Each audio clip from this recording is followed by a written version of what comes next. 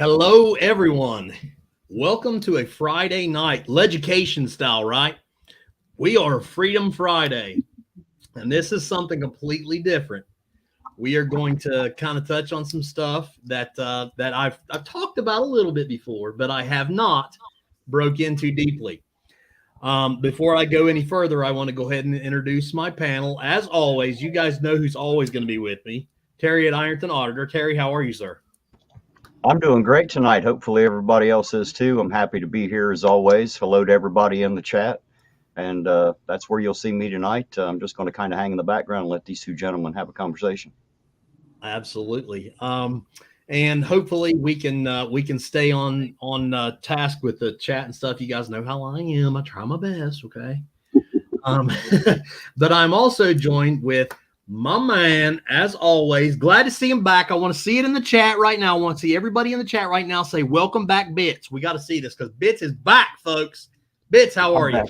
Not too bad. Not too bad. Doing pretty good. Excited to actually get the internet back on and join the free world, as they may say. That's right. That's right. And our special guest tonight, and the guy with the brains, he's gonna keep us all entertained. Tom Hall. Tom, how are you, sir? All right, how you doing? Excellent. Good.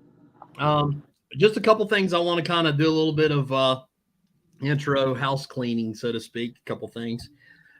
Terry's going to handle the chats. Obviously, you guys know that. Team Skeptic is in the house. Team, if you want a link, I can send it to you. But Terry's going to handle the chats and going to kind of be watching that stuff. You guys, $2 one for you already, sir. Well, I'm sorry. Somebody cut out on me there. There's a $2 one for you already that's already popped up over there. All right. What is it now? A chat? It's a super chat. Okay. By the way, there. By the way, guys, I appreciate you guys. God bless you guys. I actually got I was monetized, as you guys obviously have noticed, and I got my first super chat at the last stream. So I was like, what the hell is that popping up? I'm learning, guys. Okay. Yeah, that's awesome, man. You guys are awesome. Oh my gosh, I hate to say it, guys, but we literally got another star. Are you guys ready for this? We got Team Skeptic? No. I'm literally about to crush. Are you ready? Oh boy. Flat Derp is in the house on the panel. There we go. Flat Derp. How's it going, all? I'm geeking out right now, Flat Derp. You can't do this to me. Can you hear me? Yes, sir, buddy. Nice. How's it going? Oh, we're doing great, buddy. How are you? I'm good. I'm nervous, but I'm excited. Oh, bud, you ain't gotta be nervous. You're in a place of friends. Yeah, no, I love this community. Oh, me too, buddy. Anyway, guys. So yeah, hey, Terry, do you have the link? We can go ahead and share that. I don't know if Skeptic was wanting to come up or not. I never did catch. I can send it to him if we have to, but let's get going with some stuff anyway, because I want everybody to know. I'm sorry. I was just going to say it's probably easier if you can just hit the invite button there. You can copy it to your clipboard and paste it right into the chat from where you're at there. It'd probably be easier for you to do. I will do that in here in just a little bit if he says he wants to come up. I didn't catch. But we'll have to see if he still pops around because he's over in Europe, so it's like 4 or 5 o'clock in the morning right now. Oh shit, he's still in Europe? Yeah. He's been there for a while, hasn't he? Yeah. What's up? I see Team's coming on. Oh, is he wanting to come on? Yeah. Okay. All right, team. I'm gonna put it in the chat and you just follow, guys. I'm gonna put the link in. I'm going to have a full panel tonight, and I want to really get a lot of information out. So I'm not going to let like a lot of people up, but Team's my dude. I'm gonna let him come up. Okay. Let's see if I can do this here. I think I've still got it on here. I can do it this way. All right, I'm getting stuff going here, guys. Let me see here.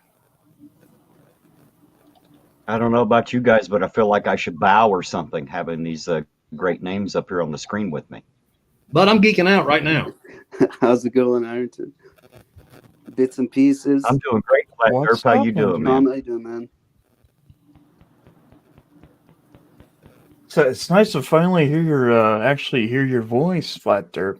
Yeah, this is my first one. First Are you one, dude. serious? Congratulations. I Yeah. literally got the Great Flat Derp on live Yeah, first. yeah, you got the Guys, I want cherry, everybody. buddy. I want first of all, in honor of Team Skeptic, I want everybody put a TTU in the chat right now, just because I mean, for real. Teams in my chat, Flat Derb's here. We're about to bring them up. Tom, you must be like some kind of big deal, dude. I don't know about. I have no clue. I'm clueless. I know you. You're the only one here I know at all. Yeah, well, and look at the TTUs popping up. That's what I'm I talking mean, I about. know Ironton Auditor from the one other time I appeared on here, but other than that, Oh, that's it. man. Look, I'm getting ready. The living legend in the house. Team Skeptic, y'all. TTU one more time in the chat. Let's hear it. Team, what's up? Love you guys, man. I love everybody on this panel. I really do. Really do. I'm fortunate to be here right now. I'm being sued. Yeah, you're one of the lucky ones. I haven't got mine yet. What the fuck? I'm jealous of you, Legicator. You're talking to I'm Flat still Derp waiting. before me? Hey, look, Before okay? me? Don't hate the play, I hate the game, okay, team? Yo, that's fucked up. Ash, that's fucked up. Huh? Me and you are supposed to be homies, and your homies fucking Legicator. I have to meet you through Legicator. Cool, whatever. Hey, well, by the way, team, while I'm at it, because I was guessing about what time. What time is it over right now? I have no fuck. It's whiskey time. Whiskey 30. Oh Hold my on. god. Oh, I'm in fucking pro. Yeah, hey, my good homie, he's upstairs or he's downstairs. Actually, I'm upstairs. I'm on the top floor. No, he's actually like a dead ass asleep, and I was like, man, he drank my half a bottle of whiskey the other day, and I ran to the mini market because over here in Prague they got that shit open all the time except tonight. I was like, no. So I messaged him. I was like, are you still out fucking with Pragian ladies of the night? And he was like, no, I'm back at the I ran downstairs real quick, grabbed my brown water, and now I have some brown water to drink with you, my friend. What's Blue Bacon call it? Apple juice? That's Coffee at the moment. What's that? I said, doesn't Blue Bacon calls it apple juice, right? It is apple juice, yes. You're so healthy. 5:18, yeah, it's 5:18 in the morning. Wow. I'm getting over a bit of sickness. I've already been tested. It's not COVID. I'm good on that. But hey, mad It's just love. tuberculosis. Go ahead. I'm sorry. No, I said it's not COVID. It's just tuberculosis. We're good. I'm good. Yeah. As long as it's not COVID. It's an ear infection, not COVID. Yeah. But hey, man, to everybody on the panel, especially the man of the hour, that guy right there, the man of the hour. I love you guys. I got one to point that way. and to think that I have like an all-star career, and I have seriously some of my favorite YouTube creators on the. I feel like I'm like I need to sit back and just shut up, like for real. Well, we're gonna work on another video, another Goo and Slime episode, I think. That's what I'm talking about. Yeah. See, Looking forward to it. Just to kind of catch Tom up, Tom, just give you a heads up. Flat Derp is like seriously one of the most creative guys ever. And he actually created a cartoon out of me and Chili. So I have my own cartoon show because of Flat Derp. Actually, yeah, I should be thanking Team Skeptic, actually. I'm so jealous. I'm as creative as a rock. Start making chili videos. Listen, we're Ash doing was Flat Earth focused on. videos. Yeah, Ash was focused on Flat Earth, and I was like, yo, bro, fuck out of here. Yeah. These fucking chili videos. He started doing chili videos. It was beautiful. And then everything else came together. But no. Mad respect for this guy over here. Like, everything he does is on his phone. Are you serious? Yeah, iPhone 10, buddy. Oh wow! Holy Actually, shit! I should say my first.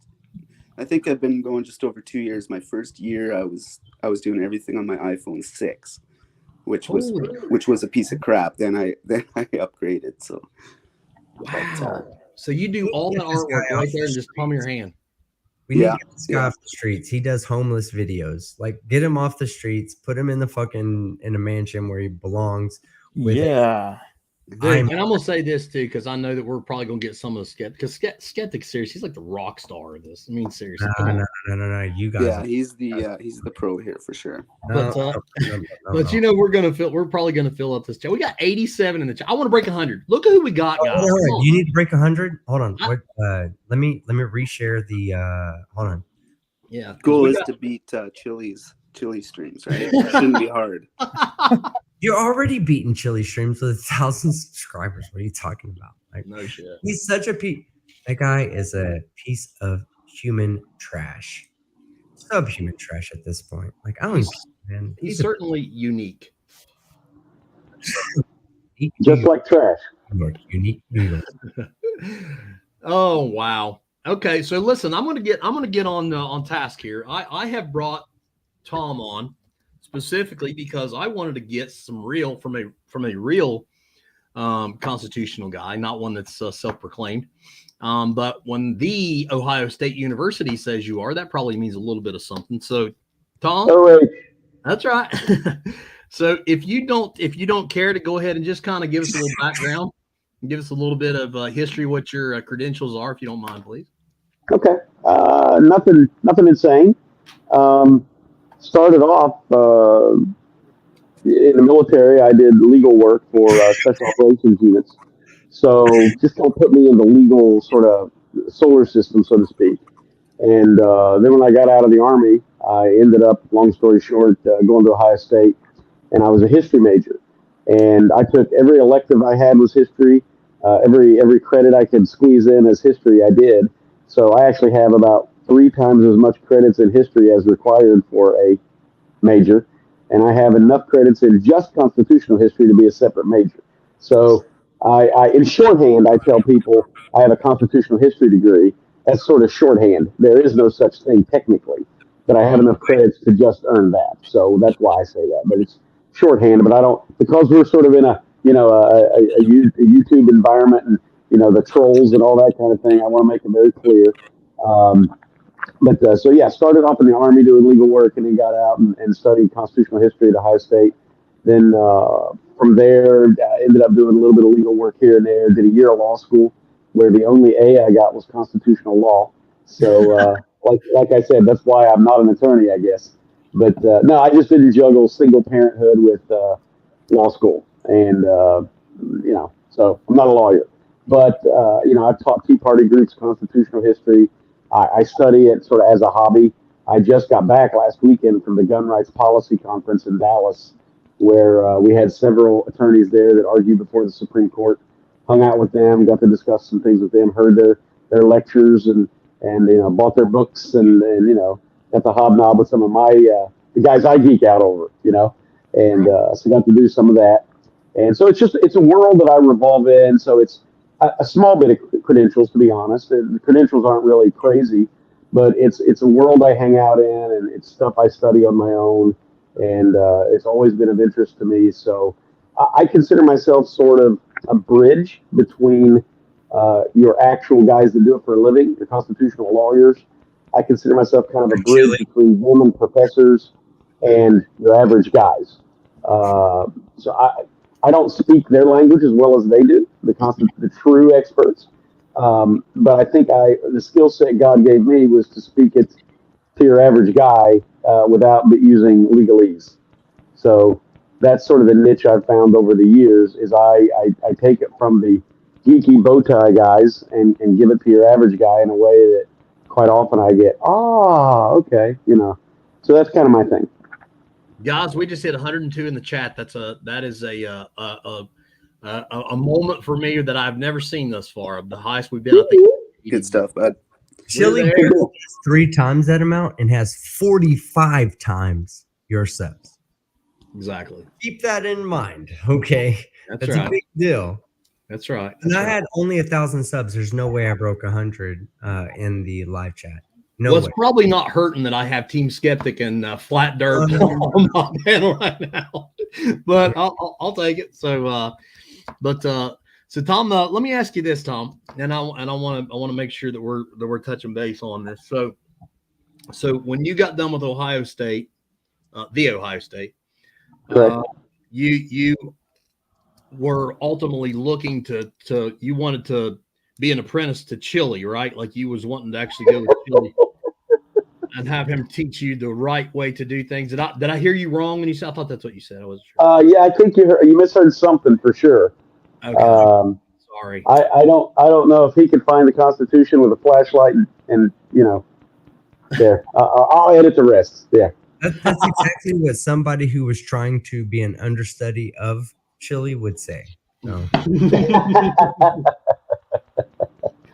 No. When I first heard about Chili, I got a local friend who's an FBI agent, and he contacted me the day that it all broke here in Ironton, and he said, "Have you heard this bullshit?" And I was like, "What?" And he goes, "Well, honestly," he says, "I'm contacting you because I wanted to know what your opinion was."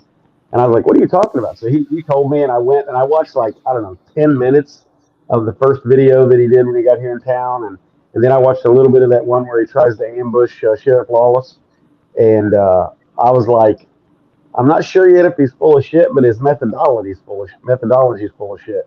Because at that point, I'm thinking, okay, even if the guy's got a point, in the end, nobody's going to listen to him because he's a fucking idiot. He's Jerry Springer. But that was the point at which I didn't even know if he had a good point or not. And then later, I found out he's just a complete fucking idiot. So basically, what you're saying is, before you knew he didn't have a point, you already knew he can't have a fucking point because he's a fucking idiot. Well, I knew he wasn't going to get his point across, even if he did have a point. Right. The people that support him were going to be losers just because of his methods. Well, I've actually heard this from a pastor a long time ago, and this made sense to me. He said, there's multiple ways you can do surgery. You can do surgery if you wanted to with an axe, or you can use a scalpel. No, that's which one's more effective, right? Right. So, and I think Chili wants to carry an axe around and beat his ideals into our heads instead of even if he was validated anything, which personally I don't think he is after listening to him at all. But even if he was, you can't go around and treat people like that and think that people are going to listen to that nonsense. Right. I mean, and I've said this multiple times. I hate bad cops. I don't like bad cops. They make me look bad and they make my job look bad. And not only that, but I have children. And I have people that I want to guarantee that we can pass this freedom down, that you and Teen and Terry, and I'm not sure if Bits or Dirt are actually served or not, but guys that actually served and defended this country, those freedoms, I want to make sure my children can enjoy them. Go ahead. I was going to say, like, everybody knows I have a criminal history. And the one thing I always said is I never blamed a good cop for anything that I did. I could definitely get angry with somebody who was a bad officer, but not a good one, ever. If I was doing wrong, I take my own responsibility. But there's something to be said about a bad cop that's out there fucking making the good cops look bad. It's because we rely on you guys and in society. I'm not saying we as in me or Sure. We as a society rely on police officers to ensure that society moves forward. You guys are what keeps us in line, keeps us with pro-social. You keep us pro-social, right? So if when we have a bad cop, that ruins everything that makes society pro-social. So I agree with you 100%. A bad cop is worse than a good criminal, in my opinion. I'm with you, brother. I'm with you. And I'll tell you this too. I fight harder over stereotypes. Over one bad apple, I will fight for months to try to recover ground, because I got some fucking idiot douchebag that literally runs our name in the ground because he doesn't know what his oath was. And that kills me. And I appreciate good law enforcement. Like, as a veteran too, I'm a veteran. I serve. I didn't, and nobody forced me to serve. I serve because I believe in what this country represents. I do. And it starts locally. It starts with you guys, maybe on the grander scale, you'll never have a police officer. It will never have the jurisdiction in another country. That's for the military to do. The military goes over there and helps, establish what we believe in over there, or helps remove bad issues over there. But locally, the military has nothing to do with it. It's all about you guys. And we, as a society, should never demonize you because you're doing your job. You're doing your job. We should fucking value you because without you, we'd live in anarchical society. And that's not what we want to do. All these people that hate cops, they have no idea what it's like to live in anarchy. The moment they do, and they're not the strong guy, they're looking for you. In fact, when Kate pressed on Chili, what did he do? He ran to one of you guys. Yep. Right. You know? Absolutely. You know, he's done that multiple times, right? Yeah, he did it today. You heard what happened to me today, right? I only got to pop in for a little bit on your stream. Yeah. Well, no. I didn't find out till after my stream. So Yeah, weren't you arrested today? He's suing me. He filed against me. Yes. This is the greatest day of my life. Outside of my son being born, this is the greatest day of my life. I'm in Prague enjoying the good life, and I got sued by Chili. Oh, life is good, fellas. Life is good. See, you finally made it. You've seen the top of the mountain now, team, and it is good. You have officially been sued by Chili. Now, granted, you could probably wipe your ass with that lawsuit because I'm sure it's filed wrong. It's on it. It's going on the wall. I'm wiping my ass and then framing it. But hey, listen, I have to go. I'd love to be here. It is 5:32 in the morning, right? Am I seeing that right? I'm seeing a bunch of numbers. It's like more than the normal 8 that I see. It's like 16 numbers. Okay, so I'm seeing more numbers than I normally see. So I want to say I have to go. I love you, Leducator. Chad, I love you. Terry, love you. We haven't talked in a while, but I still love you, man. You're my buddy. Tom, I don't fucking know you that well, but you are fucking amazing. Thanks, man. You are of the actual constitutional scholars like Chili. So keep doing what you're doing on that guy. Bits and pieces over there. I love you too, brother. And Hollywood Squares. Yeah. Derp. Oh, I heard his Love voice. you, buddy. I love you. You cannot love me because I love you. Dude, yeah. Well. You are awesome, Skeptic. Make no mistake. May I please leave, Chad? TTU, baby. TTU, baby. Say, everybody in the chat. Them horns up. TTU, baby. We got 119 in there. I want to see 119 TTUs right now. Send Skeptic off. It makes me happy. It makes me happy that you back that 100. Let's do it, baby. That's what I'm talking about. I'm thinking we're witnessing a beef right now between a couple of our chat members. I'm sure. What's going on in the chat? We haven't seen. Looks like there's some ruckus going on. There's always some ruckus going on in the chat, man. If you look deep enough, there's always somebody complaining. That's for sure. Mm-hmm. If to the mods, if anybody acts silly or gets to the point we got to deal with it. Otherwise, let them talk. And remember, guys, tonight for you, Captain. Sir, I'm sorry. I talked over you, Terry. Try again. I said they've been on it tonight. Your mods are doing good. Good deal. But remember, guys, it doesn't have to be Tuesday, and I think we all know what I mean. Go ahead and hug a troll Tuesday. We can do it tonight too. If there's a troll that needs an extra hug to feel like you are somebody and you don't feel like a dipshit for living in your mother's basement and getting to be keyboard warrior, we'll hug you, buddy. It's okay, little fella. Don't be scared. Just put some clothes on first. Yeah. Okay, so let's get back to it because I want to pick Tom's brain because that's what we're all here for, and you guys want to see what the real deal is and what the real true version of what the beauty of our freedoms are instead of some nonsense bullshit. We're getting ready to hear it right now. So, Tom, if you don't mind, I'm going to give you the floor, and I want you to talk. Let's start with a little history, if you don't mind.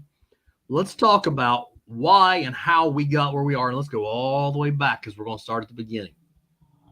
Okay. Why? Yep, sorry. Go ahead. No, you go ahead. Why did we ever think that this crazy little experiment could happen? Why did we think that this could happen? that we could actually have freedom? I think it was the simplest answer to that question, that specific question, would be I believe that the British colonists, which we were originally, had a tradition of what they considered liberty as being, the citizens of Britain. And that, of course, we could sit here and, go back, professors could go back, whole semesters, of course, back into, the traditions that created that in England, merry old England. You had, the Vikings invaded. Anybody that's watched the Vikings TV show knows that they had a very modern form, or what we would think of as a modern form of democracy. There was a king, but they didn't have all the power. They could be pulled down and put somebody else in, kind of thing. So you had the Vikings come in, you had the Celts, the Picts, and there's some controversy among some scholars, but the general consensus is that by the time you got to the Enlightenment era, where you had French philosophers talking about this stuff, the people that lived in Britain already had a history of thinking of a degree of independence much more progressive than most of the planet did at the time, which is how you get the Magna Carta. You don't have the Magna Carta in China. You have absolute dictators in their history, and there was never a time where the nobles got together and said, okay, you can still be king, but we're going to put just these limitations on you if you still want to be king. Otherwise, we could just, kill you. And so, of course, the king decided to say yes, and then there was a set of rules for the first time. And you had the Magna Carta saying, okay, in these circumstances, you'll do this. So initially, you had the Magna Carta basically didn't protect the rights of everybody. The Magna Carta kind of like gave nobles a little bit of rights. So the king had everything, and then sort of the first real substantial document in Western culture to limit that was the Magna Carta, and it gave some rights and some freedoms to one notch below the king, to a lot of nobles, and some more. But I mean, that's sort of, to me, that's the big nugget I take out of the Magna Carta. And then as you go, there's a parliament, and there's more and more rights taken from the king and given things he cannot do. So it's not rights taken, sir. I'm sorry. Yeah, I'll start it. Okay, just making sure you start it. We're good. Thank you. Sorry, Tom. I didn't mean to interrupt. Go ahead. No problem. So basically, you had a progression. I stated that wrong. I said rights taken from the king. The king didn't have those rights, but powers taken from the king and slowly devolved down to lower and lower. And then you get to the Enlightenment, and you got these philosophers saying things that had never really been said since maybe Greece and Rome, and some things maybe never. And then you had the Glorious Revolution in England, and that's where I'm really headed. The Glorious Revolution of 1688. And that was when they wrote down a lot of the rights of the Englishmen. And one of those rights that really stand out, and the reason this gets studied a lot, is basically the right to keep and bear arms. Maybe worded some difference, and there's some history there, of course, but it's the Glorious Revolution that our founders. So if you can imagine sitting there the day they lived, they didn't know there would be a United States of America. They didn't know there'd be a Constitution. They didn't know there'd be a Declaration of Independence. Why did they think they had rights? What was it that was going on, or what was it they were born with that made them think, like you said, this is the core of your question. What made them think they could do this? Mm-hmm. Because they already had rights. They already had what they considered constitutional rights, the rights of an Englishman, which were on paper back in England. And that was one of the reasons for a revolution. Of course, they like to simplify it and say that it was over taxation without representation and all that. And that's like a comic book version. That was a rallying cry. That was a bumper sticker they used. That wasn't the whole idea. But it sort of encapsulated some of the idea. You couldn't tax an Englishman living in England without representation, but you could tax us with a representation. It's like, who are you? We're Englishmen too. So, I mean, there's more to it than just, hey, a little bit of taxes. Because in the big picture, as far as money goes, the taxes were negligible. I mean, we wish we had taxes like they rebelled against. So to answer your question specifically, the Enlightenment combined with what they already had is why they thought they could do this. That's why they thought they had rights to exert. Okay. Well, let me ask you this: from the time that when let's just because I want to kind of go somewhere with this. So Sure. as far as as historically, and we're talking now, we're kind of stepped up to obviously the Revolutionary War type Right. Okay. You know, and I know that we were kind of an experiment, were we not? Like, I mean, had there really ever been anything to that level before? No. I personally say it kind of regularly. We're still an experiment. Um, you know, our system of government is one with knobs and levers on it, and kind of like, I don't know, I'm whipping out metaphors here out of nowhere, but kind of like a soundboard, right? You know, oh no, that's not sounding great, so we turn this and twist that, and okay, so that was pre Obama. We kind of all argued over policies and which knobs to twist, you know, more taxes, less taxes, but we all sort of had, as a mass, I think we had, for the most part, the same vision of America. And then I believe, starting with the Obama administration, obviously it started before him. It didn't just start like a light switch the day he got in office, but that day that he took power began the all-out assault on that way of thinking. Now we're not just two different sides trying to figure out which knobs to turn. Now we are one side wanting us to remain what we are, and another side wanting to totally destroy it and start over. Which I think is one of the beautiful things of our Constitution and our system is you don't need to destroy it and start over. You know, you tweak what we got. It's got its own modification systems built in. But of course, that takes too much time, too much effort, and you got to have too much popular support for that. And so they don't want to wait, and so they're just going to try to destroy it and get what they want. But yes, we are an experiment in world history. I think we are still extremely unique. We are, you know, there's American exceptionalism, and you know, when Obama was asked about that early, he said, "Well, you know, I think the Belgians think they're exceptional, and I think the Germans think they're exceptional." And that's not what the word means. It's a different meaning of the word exceptional. We are the exception, is what it means. Is our history and how we began. No other country in the world that I'm aware of, and I'm always leery when I say that because I'm like, is there one out there I don't know about, you know, and I don't want to be saying it wrong, but as far as I've studied, I've not seen any country in the world where they rebelled against a bigger power or a king or anything like that, seized power, then did what they said, didn't try to overturn a social system or a religion, just a political system, did what they said, created it, and then went home. I don't know of any other. There's always, you know, they always, even the ones that started off with good intentions, like the French Revolution, it starts off great, and then once those that were in charge of the rebellion get to a certain top, the next thing you know, they're jockeying for power against each other. You know, think your Stalin and Lenin types, or your that other guy, his name all of a sudden, Trotsky. You know, then the leaders begin fighting each other, and then it becomes, you know, a purity test. Well, I'm a purer conservative than you are, kind of thing. So because I'm a better conservative than you, we're going to fight. We're going to have factions. Now I'm going to chop your head off, which is sort of a French Revolution thing. It then goes internal, and then it becomes just another struggle for power, another descent into a different version of tyranny or a different version of fucked up. And that's the exception in American history. We're the only ones that have done it the way we've done it, and did it for the reasons we did it, then did it, and then fulfilled exactly what they said they were going to do, and then nobody tried to become a king. Nobody tried to you know, kill the other side once they become, you know, two different parties. So we are the exception, and that's why I say we're still an experiment. Because even though the world can look at us, can look at our history, nobody said, "Hey, let's do it like that." You know, the countries that have gotten their freedom from colonial European colonialism, like we did, you know, none of them say, "Hey, that American system works pretty good. Let's just copy that." No, they all tweak it. They all tweak it to advantage one party or one race or one group over another, and they all go. And that's what we have, banana republics.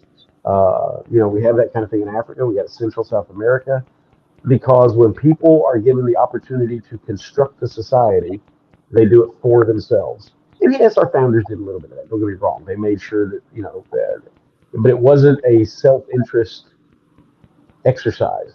It was an exercise in liberty, and the liberty was a self-interest. But that's not what you see in other countries. You don't see that in other histories.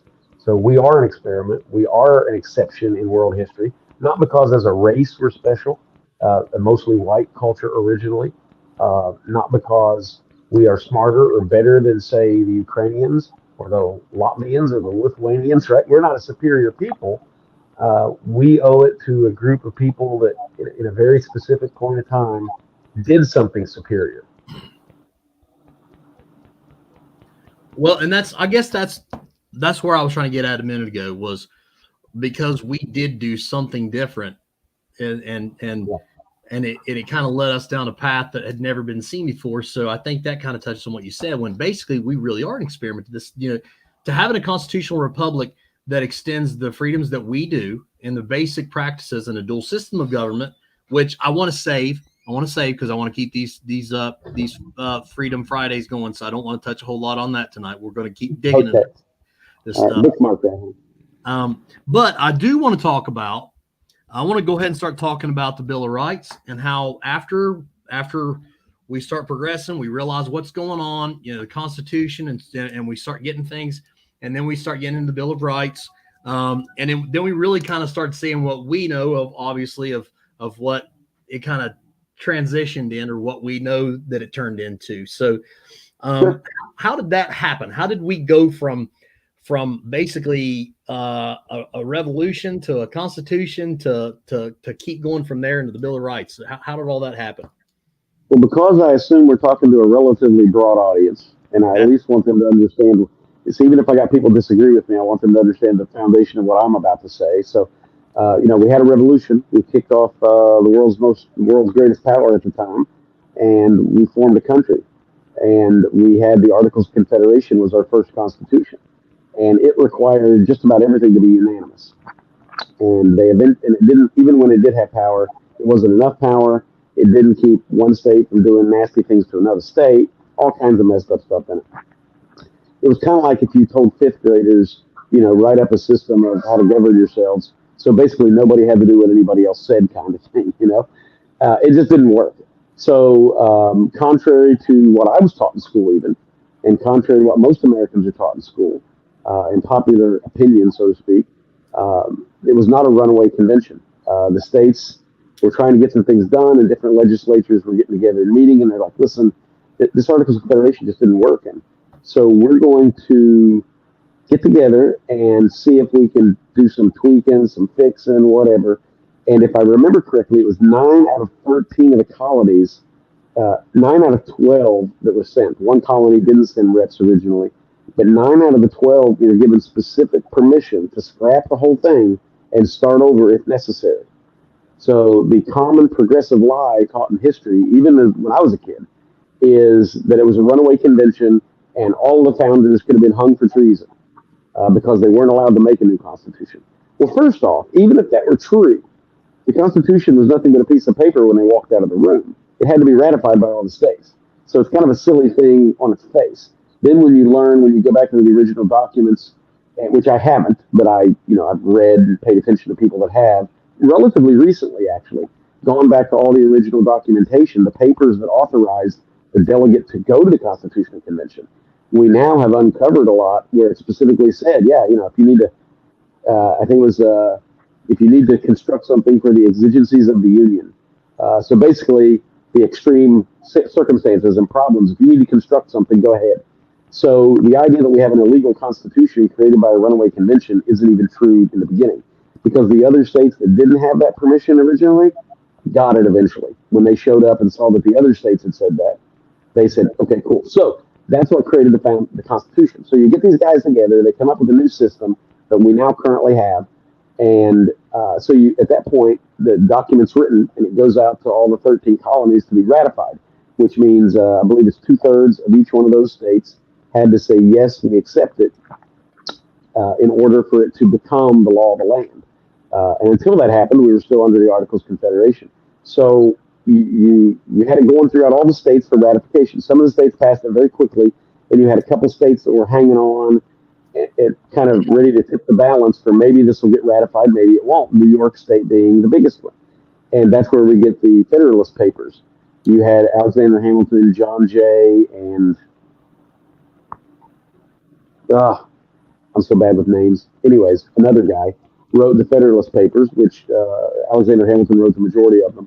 But the Federalist Papers were papers written to the newspaper to explain why the Constitution was good, based on the other arguments in the newspaper.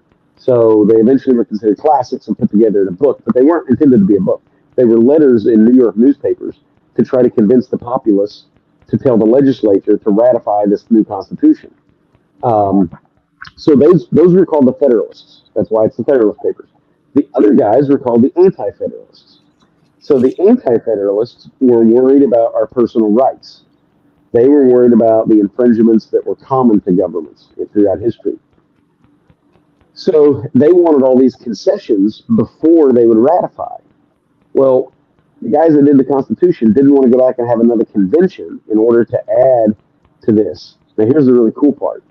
So the Federalists promised the Anti-Federalists, literally a verbal promise. You ratify this. The first thing we'll do when we have our first Congress is we'll do these rights. We'll do a Bill of Rights, which, a bill in their terminology, the way they used it, just meant a list. We'll do a Bill of Rights, a list on a piece of paper. The Anti-Federalists said, okay. Now that's what's crazy. So you get two opposite political parties at the time. You got to think about this. Two opposites fighting each other politically speaking. And one says, okay, if you just give in to us, we promise verbally we'll do that. And then the other side actually trusted them. I mean, imagine how crazy that is in today's environment. That's just insane to think of that.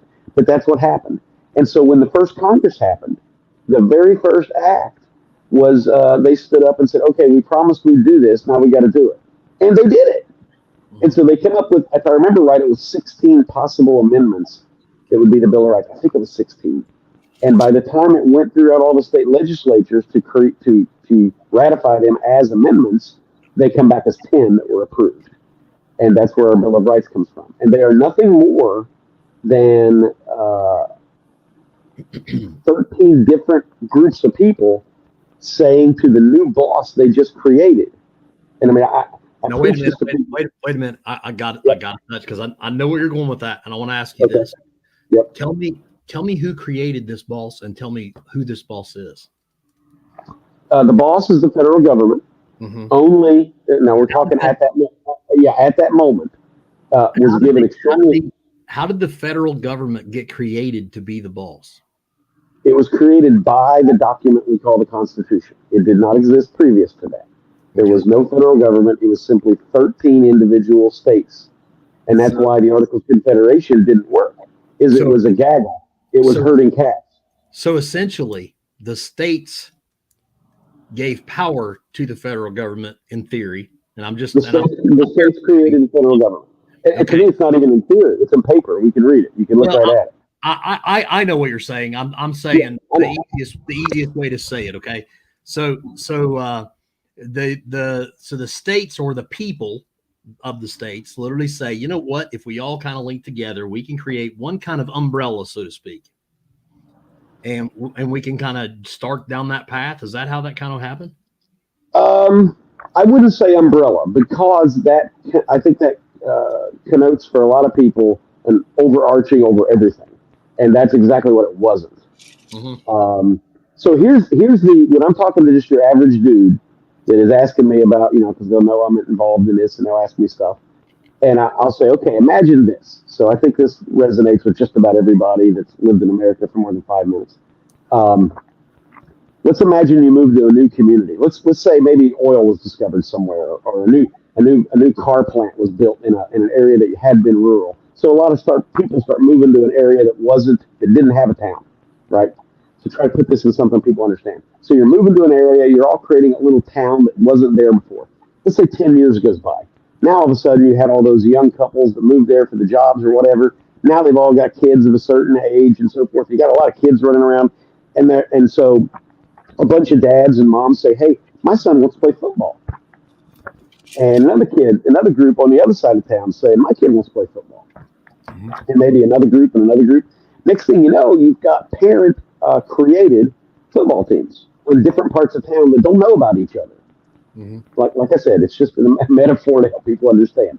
So you've got all these different teams that aren't organized. And so you've got this team over, this league over here because there's like 3 or 4 teams within the neighborhood that do know about each other. They form up a little mini league, and they only get to play like 3 games because by the time they do that, they played each other. And the other side of town's doing the same thing. And so one day they find out about each other. But when they do, this team over here plays a slightly different set of rules. This team over here plays a slightly different. This team plays on Saturdays on this side of town. Over here, they only play on Sundays. And you got all these little problems like this to be able to get the league formed to help these kids out, to be able to play in a decent league of pee-wee football. Mm-hmm. So the couple parents get together and tell the other parents, and they say, you know what, we need to come up with a commissioner. So Friday night, down at the bar, we're all going to meet, and we're gonna talk about this. We're gonna figure out how to do this. And so these coaches and parents of 13 different teams show up, and they decide to talk about, okay, how can we fix the scheduling problems, the disparity on rules. One team's got kids all the way from 8 to 14 years old playing on one team, where the other one is just a bunch of 8 and 9 years. We got to standardize some of this so the kids can play. So they say, okay, and these parents sit down and they all agree. There's this rule needs to be done, the scheduling. So we're going to appoint one of us. We're going to vote one of us that will have the power to say, here's how the schedule is going to work. Here's how drafting works.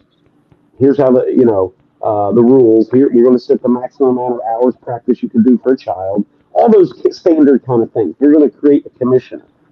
Mm-hmm. That's what happened here. Okay. You had 13 different colonies trying to do 13 different things, very uncoordinated. And they couldn't get anything done without a unanimous consent, which wasn't going to happen on almost anything. So it wasn't working. So they got together and said, we need to create a boss that in just these things can tell us what to do. Okay. We're going to, as a group, give our consent to this new office we're going to create, this new structure we're going to create. In my metaphor, it's the commissioner. Now, the commissioner is going to be able to set schedules. He's going to be able to look at rule disparities and make a judgment. But what he's not going to be able to do is say which kid gets to be quarterback. He's not going to say you can only use this brand of football. He's not going to say we're only going to play on the east side of town, never on the west, right? So those parents retained some powers. They created a commissioner to do things that they couldn't do individually. But the things they can do individually, they kept those powers. Mm-hmm.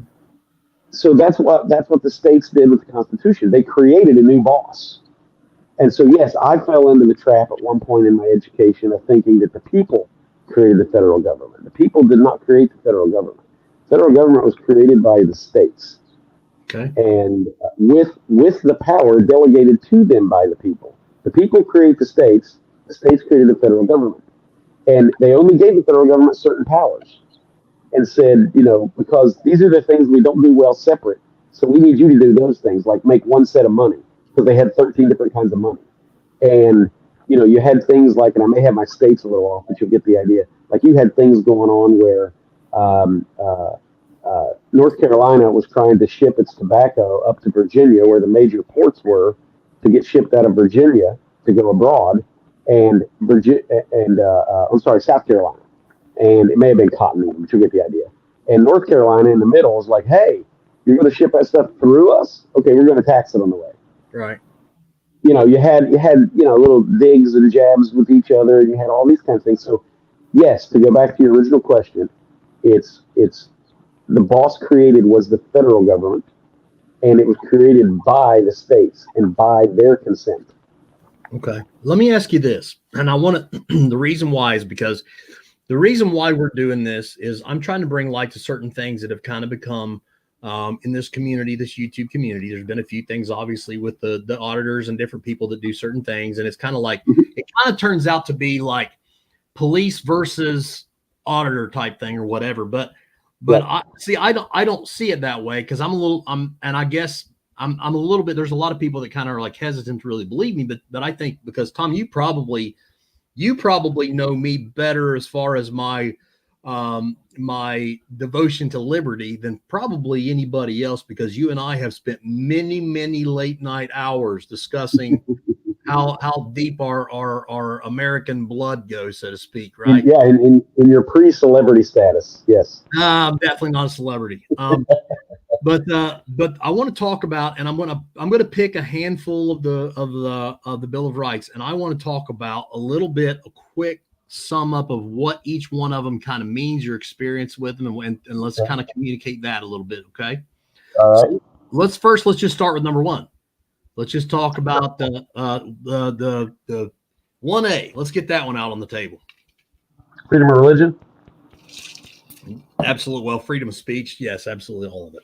Yeah. Well, the structure of the First Amendment I find is kind of cool.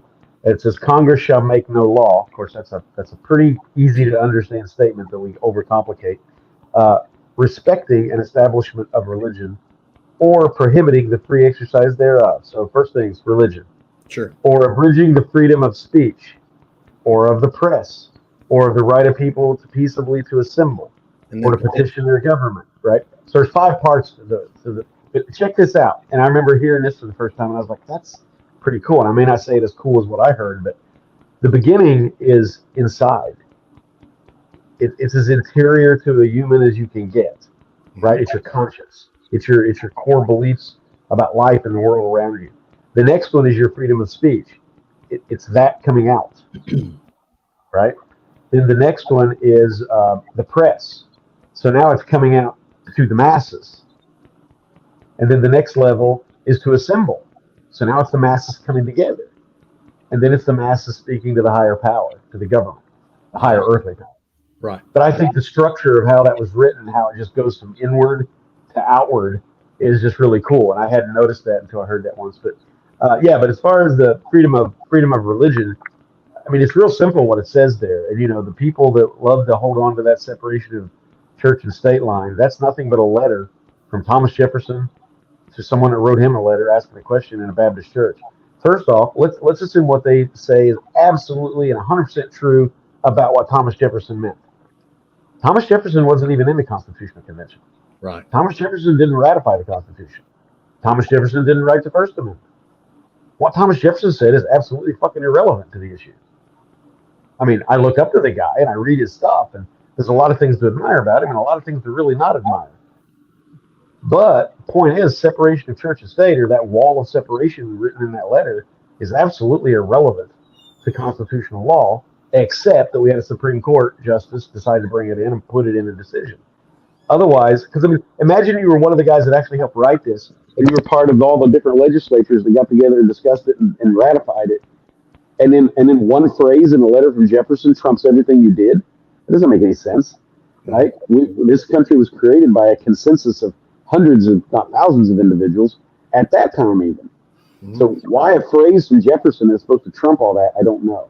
All the First Amendment saying in regards to religion is the government can't say this religion is better than this one. We're going to respect this one. We're going to establish this one. Oh, and we can't prohibit those others either. That's all. So when religion creeps into politics and government simply because it's the conscience of the person in the government, there's no issue there whatsoever.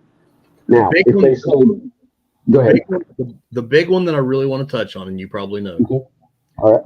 I want to talk about freedom of speech, Okay. and I want to talk about freedom of press, because that tends to be the thing that the auditing community likes to talk about.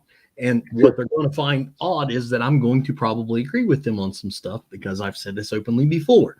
But I would like for you to step in as a non-LE guy. You're not a police officer, correct? Nope. So anything that we talk about is just from your experience and your study at Ohio State and further institutions or whatever that you've studied, and your self-experience and your self-study from different literature that you've read. Right. So explain to me what exactly it means to have freedom of speech. Well, before I can say what the obvious is, it's obviously you're free to say whatever you want. First off, you got to remember, and this is I mentioned this earlier, and you said, hey, I know where you're going with this. I always find it very important to set people in the right frame of mind when reading this and interpreting it. You have to understand who is writing and who they're writing it to and what they're writing it for. Once again, because I already laid the foundation for this, it should be easy to understand. This is a group of separate colonies, well, I'm sorry, states, writing the job description for their boss. The Bill of Rights, for the most part, is what they're saying that boss cannot do.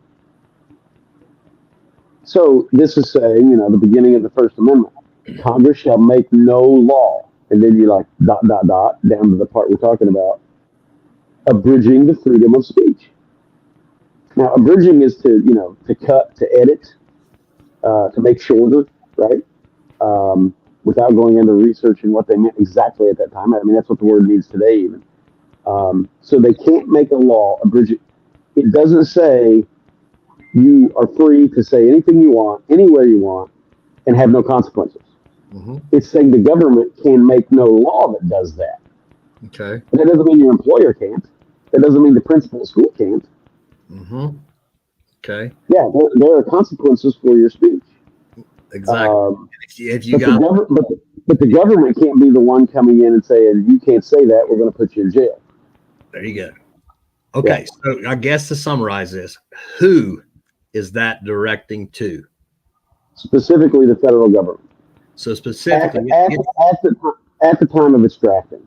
Sure. I'm just starting off here. So you guys in the chat, I'm not trying to back Tom into a corner to say certain things, and I'm certainly not I'm going somewhere with this. And I've seen people ask about some other amendments. I promise I've got a plan here, okay?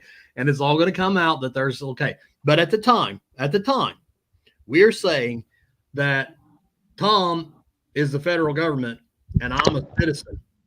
Tom can't make a law to tell me what the hell I can say. That's basically what this is getting down to. Okay. At this point in time, that's what this is about.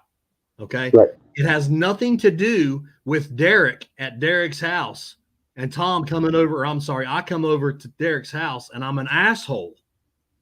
And Derek says, get the hell out. You're not welcome here. Am I right, Tom? Correct. So basically, if you're an asshole on somebody else's property, specifically private properties, that private property owner has the right still to say, I don't give a damn about your First Amendment. Take your First Amendment somewhere else. Correct? Right. Okay. Yeah. Okay. So at this point, we've got a First Amendment that we already know. We already know the five principles of the First Amendment. And I understand the freedom of speech is really the big one I want to touch on because a lot of viewers and stuff are kind of in this community that are back and forth between, the sovereign citizen guys as well as the 1A auditor guys and even some guys. I'm gonna be honest with you. I think Chili's a statist. I think he's so far in the other way that he doesn't realize it. And then there's the kind of the pro police type thing. But what we don't realize is just because you're pro police or pro water doesn't mean that you have to be anti the other one. And I promise that's where I'm trying to go with this. And I think I can use Tom to show you guys that. Okay. This is why by the end of this, I'm being used. Oh, no shit. Calm down there, Uncle Dan. I've been fucked so many times. Hey. What are you going to? All right. Okay. So here's where we're at, right?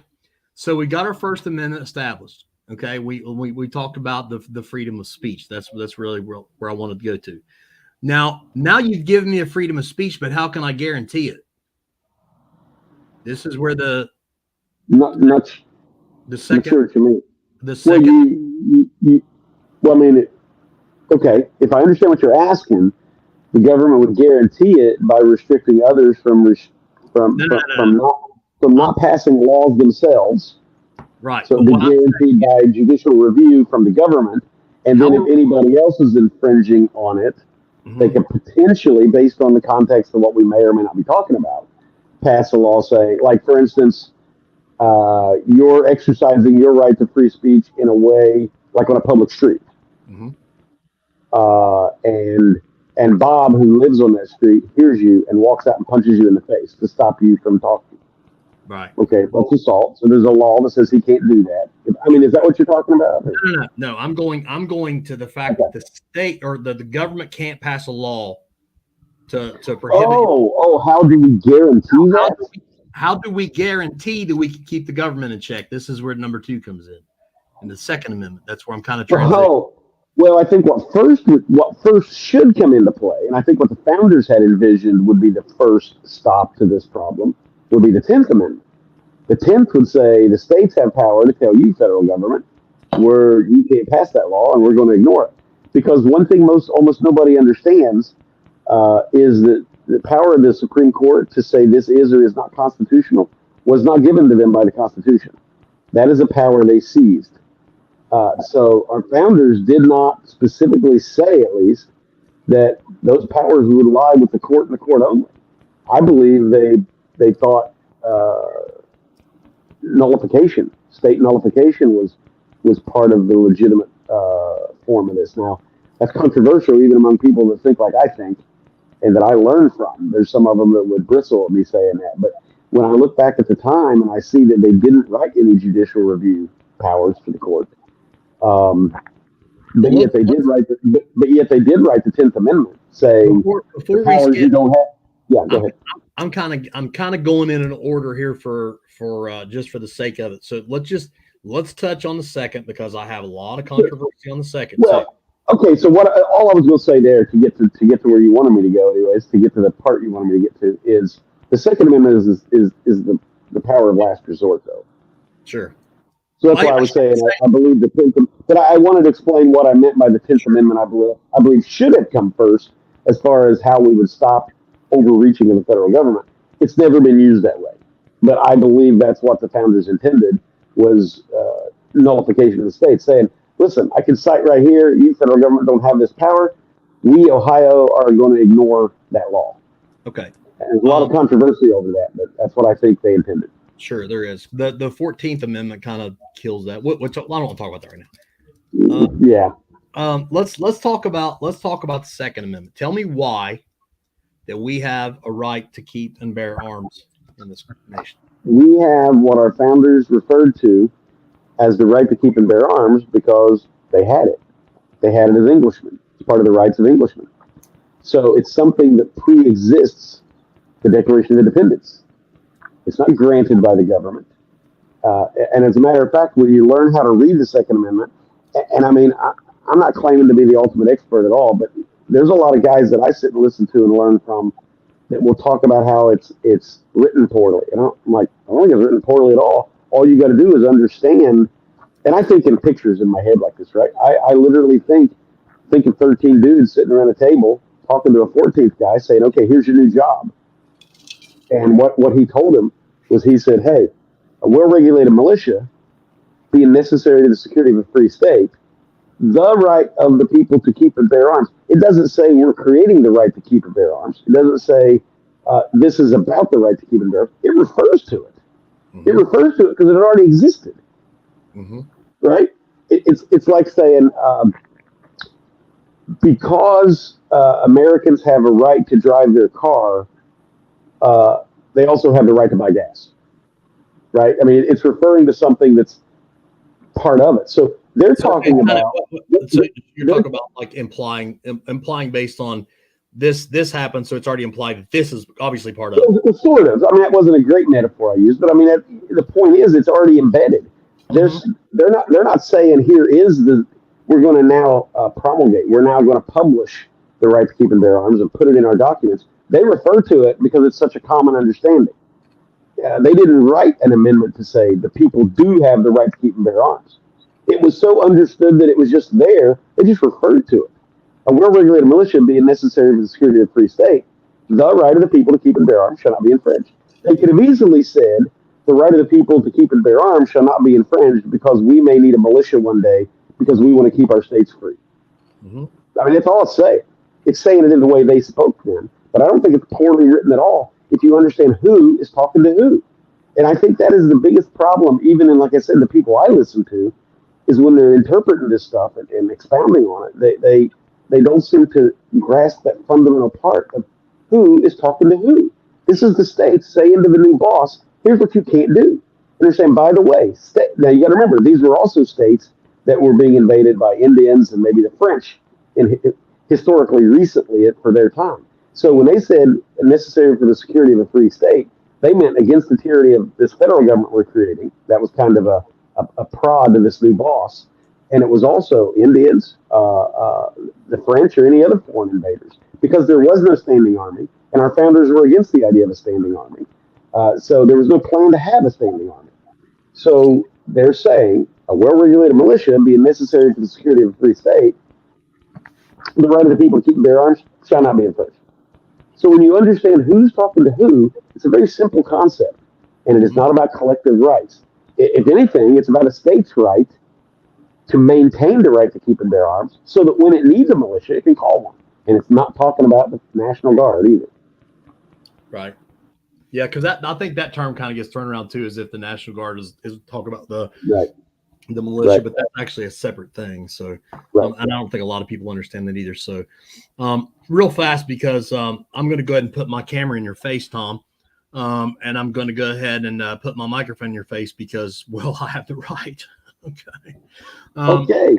And I'm going to ask you real fast. Do you know the Third Amendment? Because I need to know the Third Amendment. Do you know the Third Amendment? What's the Third Amendment? If you know so much, what's the Third Amendment? The troop quarter. Yeah, that's what every auditor says. That's what every what? That's what, look at Vince. He's looking. That's what every auditor says when they go out. They want to, not Terry, not our favorite auditor.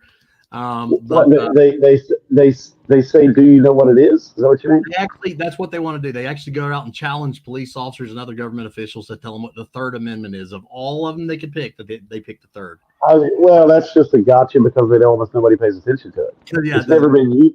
Never been used. There's never been a court case made at the Supreme Court about it. There's no case law. There's no real fast. TTU in the chat. If you really would ask a police officer a Third Amendment, or actually, let's put that other way around. If you know that that's a dumbass thing to ask a police officer Third Amendment, well, it doesn't prove anything. It doesn't mean anything. I mean, that they would know it or not know it. Exactly. Because, I mean, okay. Here we go, Chad. When was the last time you took a call from an angry resident because they put part of 82nd Airborne Division in a local home? Isn't that crazy? Yeah. So whenever you run into that call and you don't know what to do with it, then it's a legitimate question to ask. The reason auditors like to use that is because they are supposed to uphold our rights. So they like to say that because they don't have them memorized and committed to heart and can't spit them out on the sidewalk, how could they honestly have meant their oath if they did not understand what they were pledging an oath to? I think that's where most auditors try to go with that conversation and that question. Which is the dumbest fucking shit I've ever heard in my life. Because if I understand what freedom is, I understand what liberty is. Listen, if you want to play, if somebody, anybody, I'm not talking about an auditor because I'm really fairly unfamiliar with the concept. If you want to play gotcha, I mean, we can play gotcha all day long. So trying to find one like that's kind of silly because, okay, if you want to say just the Constitution, I mean, I could get nitpicky. The Constitution doesn't even include the Bill of Rights. It has amendments. So now if you want to add the amendments, well, now you got a bunch more. And if you're going to add those, according to the powers that be, the actual federal Constitution now is, I don't know, like 3,000 pages long because it's annotated. And every little word in there that's been changed due to a court decision is annotated in it and changed. So if you want to get nitpicky, I mean, you can do that all day long about did you memorize it and do you have the, I mean, it's just sounds a little silly to me. To me, that's kind of what I'm getting at. And it's not about, in order to be able to express what that really means. And honestly, Josh actually admitted to me, Josh Abrams, which we can all think right now isn't here because, well, it's a blessing that he's not here because with how we all feel about Josh. But Josh actually sent me, and I'm going to touch on that again. Love his little auditing heart.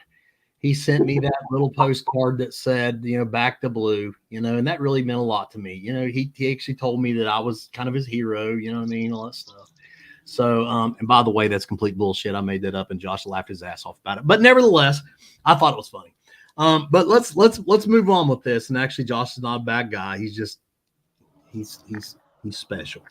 So let me add one comment on what I just said. I think the idea of gotcha politics, gotcha journalism, gotcha even when you're trying to talk to a friend while you're having a friendly argument over a beer, I think it's just silly.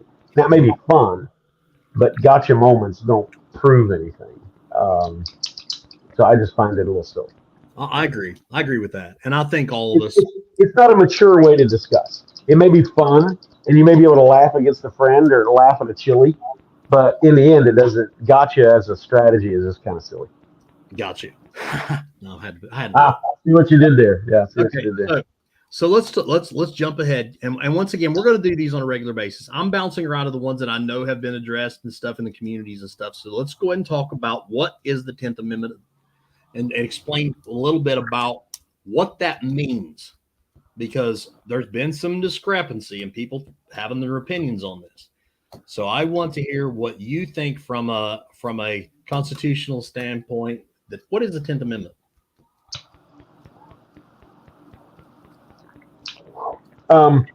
So when one of the problems the Anti-Federalists had was they were afraid the Federalists, the reason they didn't want the Bill of Rights initially, which is why it wasn't in there.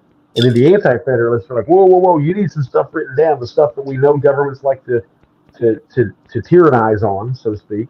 So that was the compromise, was the Bill of Rights, like I already explained how that worked.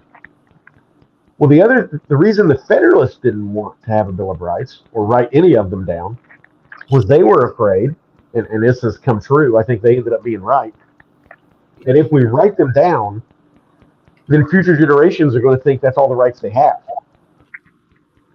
And so the 9th and 10th Amendments are a way to say that there's more here, right? So I'm going to go with the 9th because I see them together. Yeah, I see them together.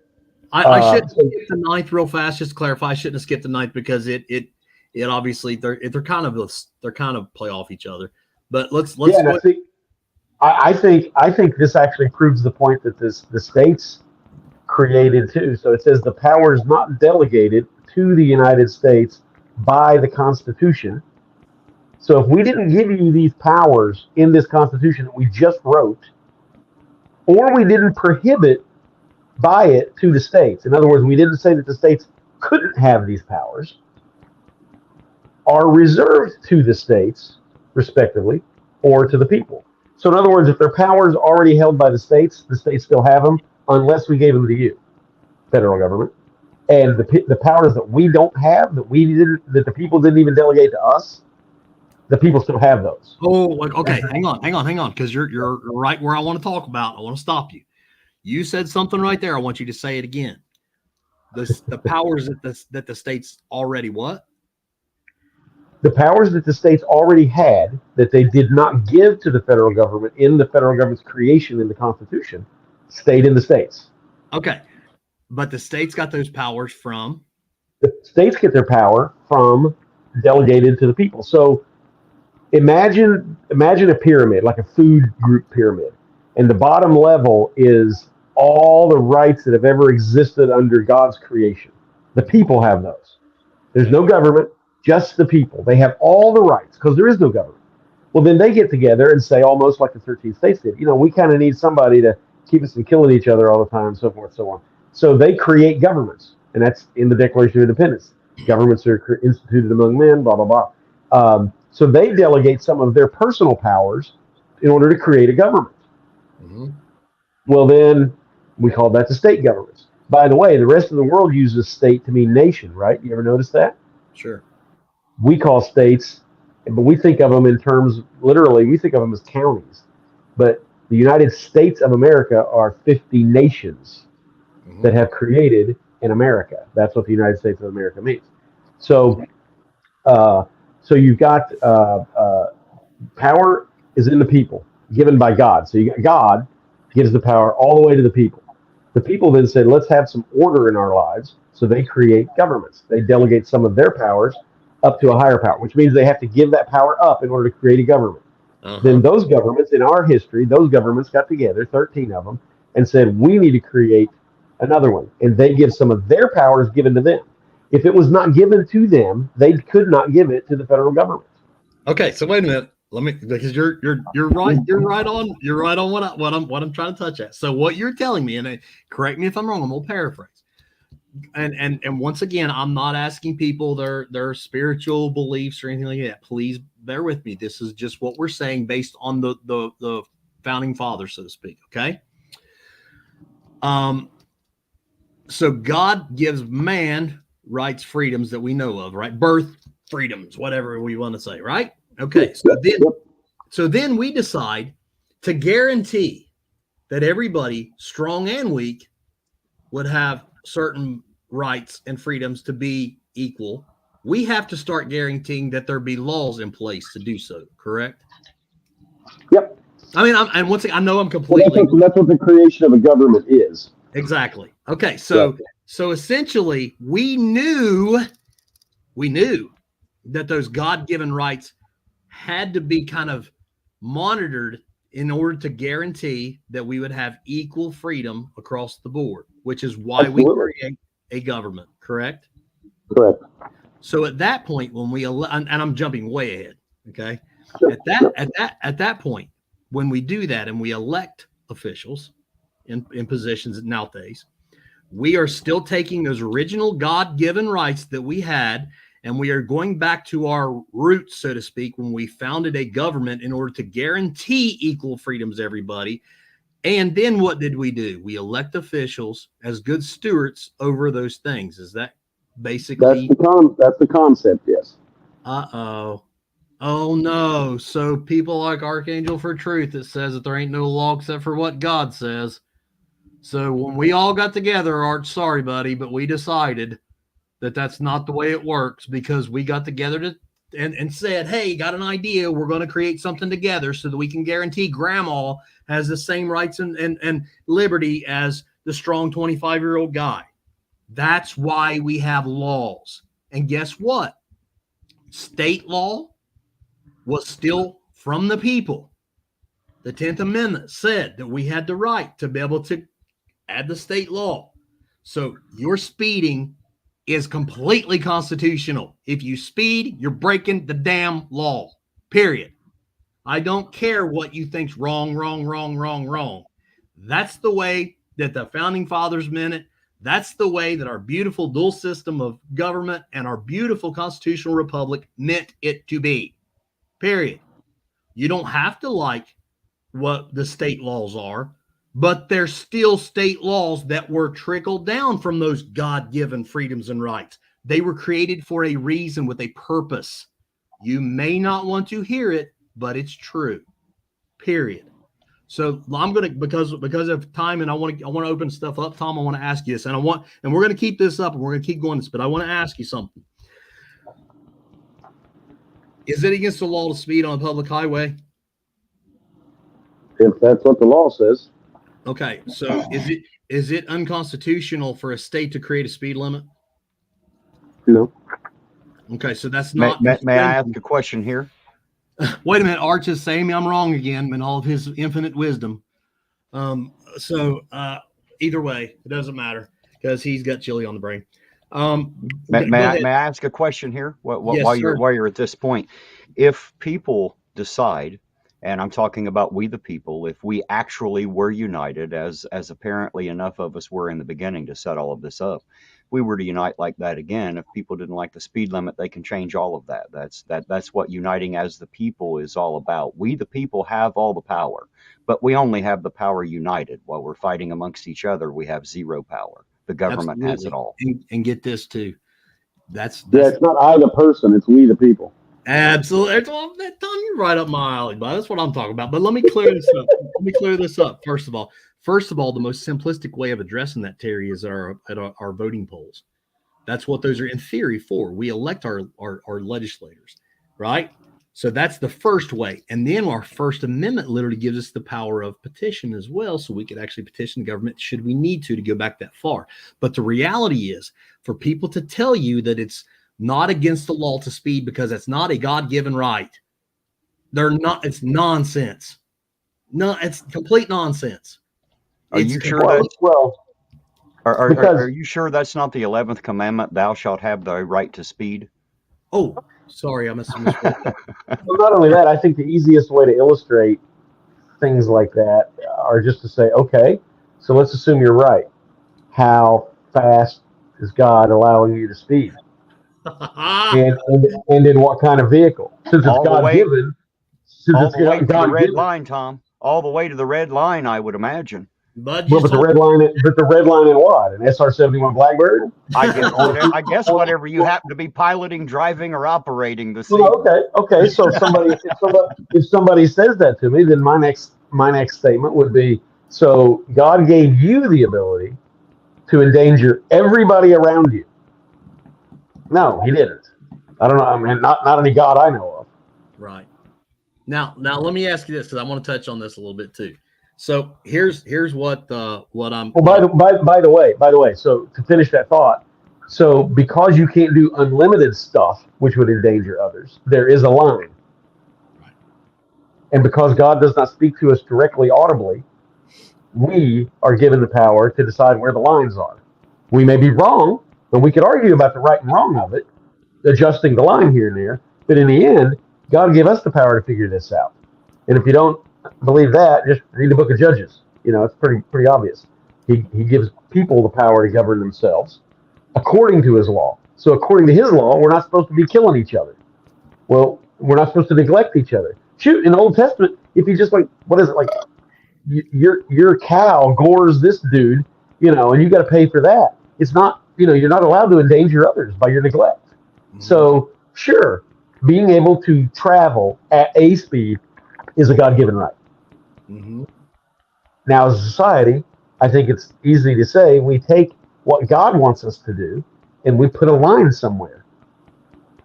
And just because one kid doesn't like playing in our sandbox, he can't, he doesn't want to play well with others, doesn't mean he gets to take over the whole sandbox. So, yes, there's a line. The state's allowed to put a line on it in the interest of everybody else. Okay. So let me ask you this, and I want to make sure that we're all on that I'm understanding, and that other people might be too. So now we've established the 10th Amendment gives the powers that were not given the powers to the states. It's basically reminding that the states are still holding on to those powers. Correct? Correct. Okay. Correct. And the states got those powers because the people said, yeah, we need somebody to kind of keep all this together, right? So yeah, essentially, sure. Okay, so if the state then is allowed to make laws that don't violate constitutional rights in theory, correct? Right. And if they do, then that's what the Supreme Court would be for, in theory. Well, it became that, whether it was meant that or not. But yes. Well, yeah, I mean, I'm being loose, but I'm just saying that. Yeah, I understand. Yeah. Okay. So I hear all the time this one. And I'm going to kind of get into the sovereign citizen thing a little bit, because this is the kind of stuff that we hear a little bit with some of the sovereign citizen stuff. And Arch is a very big sovereign citizen. He probably won't call himself that. He's in the chat. But he constantly, and everybody that disagrees with him is just dead wrong. You're just wrong, because he literally must have heard it directly from God, because he is so certain that everybody's wrong. So if that's the case, if you live in the state of Ohio, and the state of Ohio says our public roadways that our tax dollars paid for, right? And those tax dollars paid for the roads or whatever, and these are public roadways, and they say you have to have a license to operate a motor vehicle on those roads. That would be something that would fall under the 10th Amendment, right? The power that the state would have to be able to make law, correct? Well, the police powers, yeah. It's mentioned in other parts of the Constitution too. It's part of the police powers of the states. Right. So essentially, is it unconstitutional for the states to say you have to have a driver's license to drive on a public roadway? No. It's been established multiple times that that's pretty normal, right? Well, it's because you're taking tons of steel and driving it in and among the public. And the public, by a consensus, wants it to be relatively safe. That's what I'm getting at. So the public consensus said, we think this is a good idea, because obviously it's been established for so long that we know that this is probably a good idea. When we elect officials, we put people that are empowered to do certain things. And this has been something that's happened for a long time. And we've all kind of come together and realized that this is a pretty damn good idea. And I'm sure if it was unconstitutional at some point, since all this has been going, somebody would have challenged it all the way to the level of the Supreme Court and said, no, Well, it has been. I've read an article once, and I've tried to find this article. So if anybody hears this and they can find it, please forward it to Legislator there, and he'd get it to me. But I read it. I remember sitting in the law office working for Scott Evans, and reading it, and not being able to find it. But it was the history of licensing, and so forth in America, automobile. And it went into it may have been the history of the AAA that I read this in. I'm not sure. But anyways, it talked about when cars were first built, there was only a few of them. It was just rich people had them. Mm-hmm. And so it was no big deal. And then slowly more and more people had them. And next thing you know, there were automobiles scaring the crap out of horses, turning people in horse and carriages over because the horses would get scared. You had them running over people because there was no laws whatsoever about stop signs or anything like that, speed limits or anything. Well, as there's more and more cars, you started getting more of a cry from people in different states saying, we're going to have to we need you to be competent. Okay, we need to know you're competent so you get your driver's license. And we need to know who you are if you break laws and you get license plates. And so there was the hue and cry come up. Oh, you're breaking our natural rights. We have the absolute natural right to freedom of movement. It's so foundational to our system that it's not mentioned anywhere in our founding documents. And I agree with that. Freedom of movement is so foundational, it's not mentioned anywhere. As far as I know, it's not even mentioned in discussions that I've heard or read anyways. Mm-hmm. So I agree with that. So that was sort of the court cases and the discussion that was moving at the time. And at the time, you had AAA and about 20 other major automobile. And basically, they were like the NRA is to gun owners now. They would represent car owners to Congress. And eventually, even those organizations had to say, okay, but there's so many people, innocent people, getting injured by recklessness that we concede the state has the vested interest to protect its citizens. Because nobody's natural rights trumps the other guy's natural rights. And so you got to remember, our first set of things that our government is instituted to do is to protect life, liberty, and pursuit of happiness. So if you got people running around saying, I got freedom of movement to drive however I want, wherever I want, whatever I want to do with it, and you state can't tell me how to do it, but while I'm doing it, I'm going to endanger everybody around me. So it's very easy to understand, even if you're going on God's laws, that you can't endanger everybody around you. Limitations on you are good. And, we could have a legitimate discussion about where those limitations should be. But the fact that there should be some, I would think, is such a non-brainer. Okay, so let me ask you this, because I want to clarify this. Okay. Because Arch is still in the chat saying that I'm attacking him. I'm attacking you because some of your ideas are nonsense. Like seriously, I've seen him attack things, and this is not what it looks like. No, but I want you to understand that I'm not attacking you in that sense. I'm trying to get you to realize you might not be as right as you think you are. Because the truth of it is, this all comes back to the same people that you claim it doesn't. This all comes back from the people who inherently got their rights from God. And then they said, let's band together and do something, all of us together, for good and fairness. So they create governments, and the governments create the laws. And then they're all bound under the Constitution of the United States to guarantee the fairness. If we didn't have law at a state level, you would have true anarchy, which I'm quite sure is what you think you want. But I can tell you what ends up happening. Only the strong survive. And then eventually the strongest becomes a damn emperor. I can promise you that. It's happened throughout history. And the only thing that's changed us this time is because we have law to guarantee that we don't. For instance, if you were to say, oh, well, there's no state law for, theft or whatever, then what's going to keep anybody from going stealing your grandmother's stuff? The only thing that keeps this from being simply strongman government is guys like you. You don't go out and find guys stealing stuff and catch them in the act hardly ever. But it's the threat of what will happen to them afterwards that keeps most people from doing those things. Absolutely. Because the truth of it is there is no pure freedom. Pure freedom It's, is it's anarchy. order. It's order. And my Bible tells me, God's not the author of confusion. He wants order. All things should be done in good order, and I think that's where the concept of the people delegating their rights to create a government, not just our government, but any government, that concept that came out of the Enlightenment, stated that way came out of the Enlightenment. It was different places before, but stated that way came out of the Enlightenment, that government are instituted among men to secure life, liberty, and property. I mean, So happiness, in our words. here's where I'm touching with this. So for any people who seriously think when they watch my streams and they like to say that I can't be a constitutionalist and be a policeman, or that I can't love freedom and because I'm a pig tyrant that enforces man's law.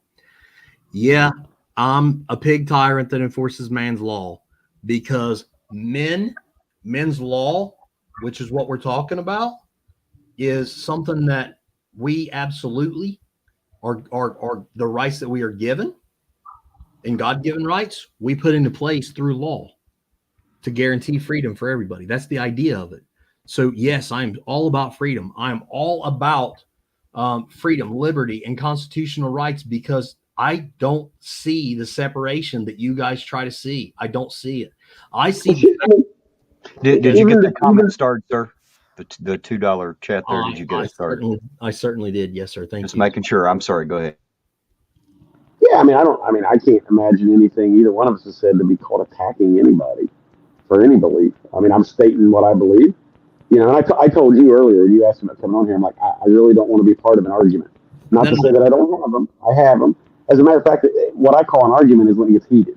I call it a discussion or a debate, and I do those all the time. But I did not want to get on here and do a shouting match back and forth kind of thing. Well, that's why I kept the panel what it is. Arch is saying that his Bible says that God's going to destroy governments. Yes, he is, Arch, but for now he's leaving us in charge here. So read Leviticus and Judges. And take out the religious part that was specifically, and according to your theology, you may go with this or not, but you take out the part that was specifically about the Jews, how to go to the temple, what kind of clothing to wear, what they can eat. But you just look at the governmental, societal laws that God laid down. It's a really great libertarian system. One day I was, teaching all this kind of stuff. This is about 15 years ago. I was teaching a bunch of stuff like this, I think to a Tea Party group, and or some group like that. And I was on my way home, and I'm thinking, what kind of government did God want?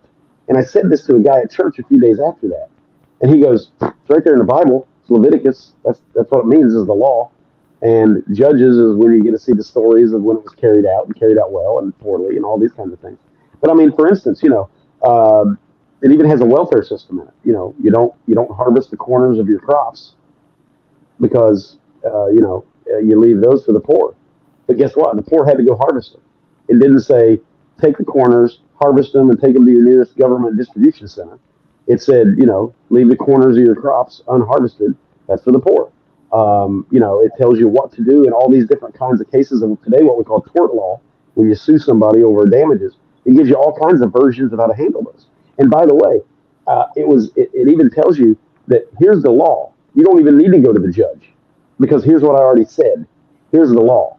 So if an ox gores somebody, whatever, it gives a prescription on how to deal with that. If those two people can't agree on how to deal with it, that's where you go to the judge. So, it's about the most libertarian system I've ever heard of on earth, is what God set up. So you can easily see how he kind of wanted things run. It's right there. He actually said to obey the law of the land, didn't he? I think that's New Testament, but yeah. But that was the law of the land. So he's saying it and saying obey this. So yeah, he did say that then too.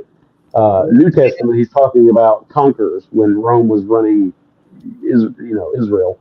You got to obey the law of the land. I'm going to touch on one thing that I'm going to kind of clarify, and then I'm going to open it up, and I'm going to read some of these super chats and stuff, and I'm going to open up for any kind of questions or whatever, or anybody wants to chime in. And I appreciate all you're going through your stuff, and I'm trying to learn while listening to you, Tom, but I'm also trying to like get you to say, like, I want you to say something so that I can ask the right question. Okay. So, but anyway, so let me talk a little bit about this and I'm not going to go into depth about Terry versus Ohio, but you constantly hear a couple things from a lot of guys like Chili. And the reason I'm doing this is because I'm literally rebuttaling some of the nonsense. I want you guys to understand Terry versus Ohio is based on reasonable suspicion. Okay, here's the idea. I'm going to give you a scenario, and I gave this on Skeptics stream that I'm going to give us a scenario of where it would come into play. Let's say you are neighbors. Tom and Derek are neighbors, right? And Tom looks out his door and he sees somebody kind of being in the area that don't really fit. He's kind of over there around Derek's garage, but he can't really tell what's going on or whatever. So he calls the police to check things out. In the meantime, he hears glass break. He doesn't know what's going on, but he hears glass break. We get there. As I'm getting there, I pull up, and as I pull up, I see the glass on the ground. Derek's window's busted, and I see two guys that are fleeing away from the area. I didn't see them do anything. Okay? Tom did not see them do anything. Based on totality, do I have the right to go check these guys out? They were in the area. They ran away when they seen me. There's a window broken, and Tom just called and said this is going on, right? What would you like for me to do, Chili? Because just so any of you Chili people would think otherwise, I want you to understand he's wanting to overturn a law that prevents me from being able to stop those guys and identify them to find out who the hell they are and find out if they just busted Derek's damn window out. Well, not only that, if you didn't chase the guys, then he would criticize you for that. Well, yeah, but the reason I'm saying that, Tom, is he's on this big campaign of overturning terror. Oh, I know, but that's what I'm saying is he wants to take that tool away. But then if he took the tool away and you let your guys get away because, hey, what are you supposed to do? You didn't see it, right? Then they would criticize you for never getting anybody. I'm just saying for people to think that way, that's a no-win. Does everybody understand where I'm coming from on that? That is Terry versus Ohio. That's the way we practice it. That's where it comes into play for the police. It comes into play with reasonable suspicion based on totality of circumstance, based on what's going on, based on the fact that we just arrived in an area where Tom said there was something not normal in his neighborhood because he's Derek's damn neighbor and he's familiar.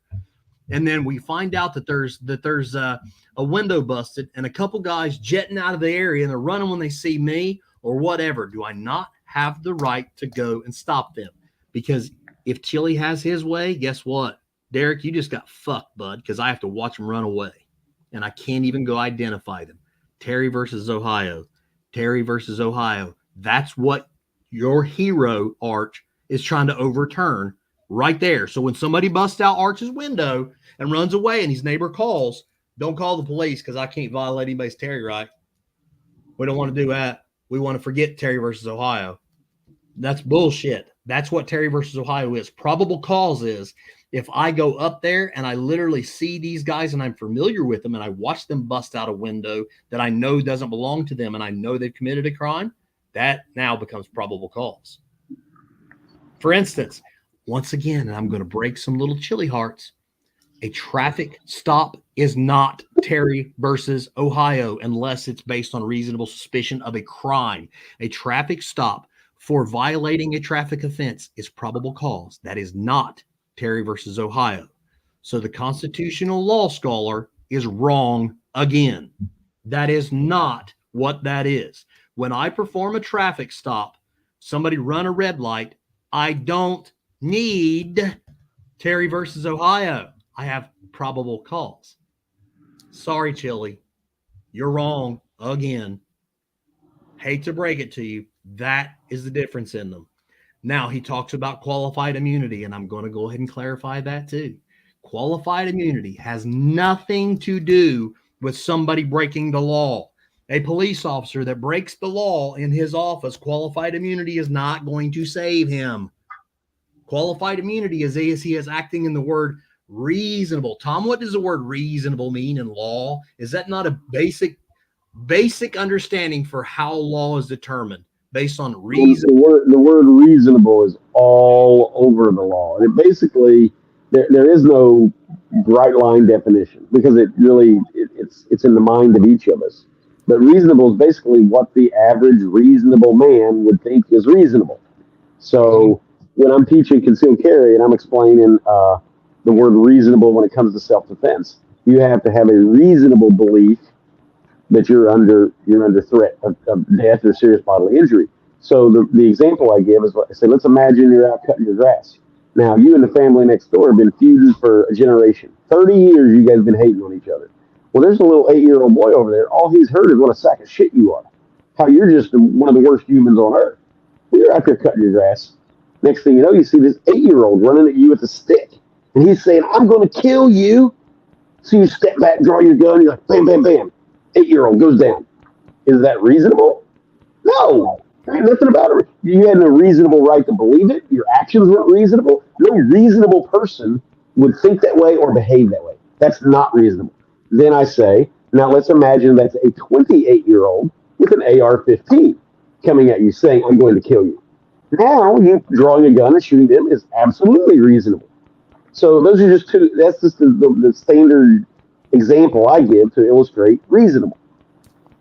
So yes, exactly. A neighbor calling and saying, I think someone's breaking in my neighbor's house.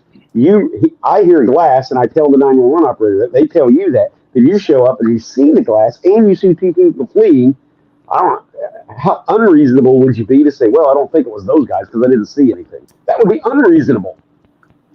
So of course it's reasonable. Okay, so to clarify, and I want to make sure I want to touch on the qualified immunity a little bit more. I want you all to understand. He talks out of his ass. Qualified immunity is real simple. Qualified immunity says that if an officer acts reasonable, he's not violating law, and then he screws up. He makes a mistake. Okay, that's a mistake is absent of criminal intent. Criminal intent removes it from being called. Let me ask you, Chad, because this isn't something that I've studied a ton. Is the word good faith in there somewhere? Yes, that's good faith would be where I'm implying reasonable. Right, that's what I was thinking. Yeah. So in other words, for those that don't know good faith means that the officer, when they were making this mistake, didn't know it was a mistake, and they were trying to do something good. They just made a mistake. So that's what good faith means. Now, if they know, like when you see Law and Order or whatever, and you see them going, "Oh, I think I heard somebody inside screaming for help," and they bust the door down, that's not good faith. That's bad faith. Right. And that would be breaking the law if they were caught and it was proven so. And guess what? Qualified immunity would not apply. If they break the law, qualified immunity does not apply. Yeah, when it's outside of good faith. Absolutely. And it's breaking the law. Yeah. Absolutely. So if there's criminal intent, and they are charged with a crime, that is not a qualified immunity situation. So everything that Chili is spitting is wrong. Qualified immunity is not what he's making it out. He's making it out like, and I haven't heard him. I'm just telling you from what I've picked up because I don't watch him because after I've seen more and more about him, he's full of shit. Period. But after I've literally been through what I've my examples of him that I've seen, okay, he's wrong.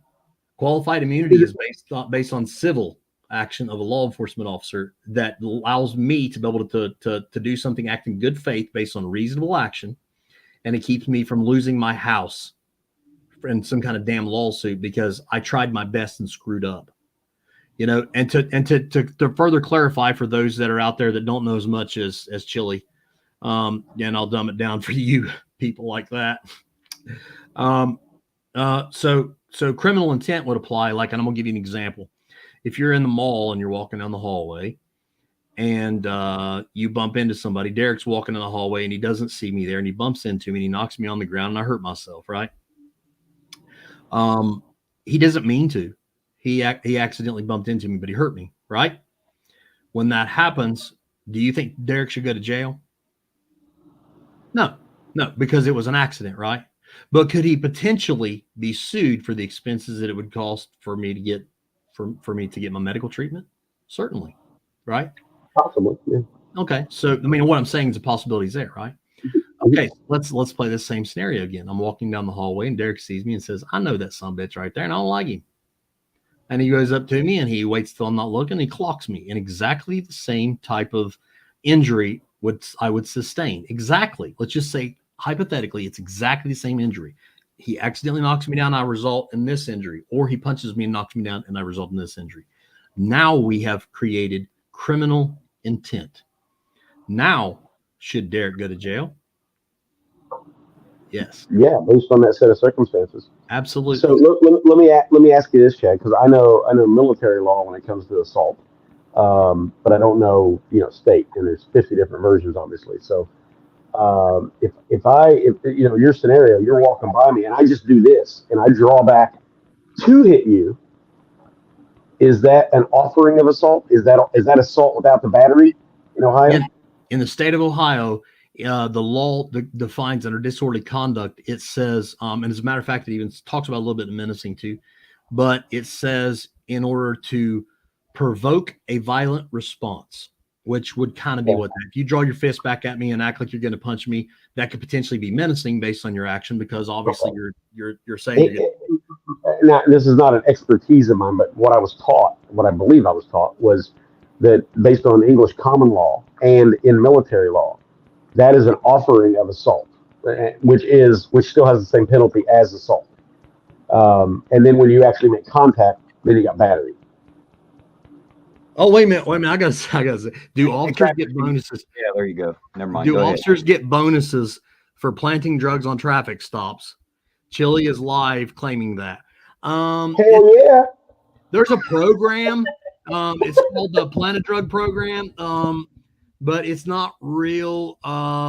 It's not real. It hasn't really taken off yet. It's kind of like whoever suggests an improvement in the company gets part of the proceeds of that improvement.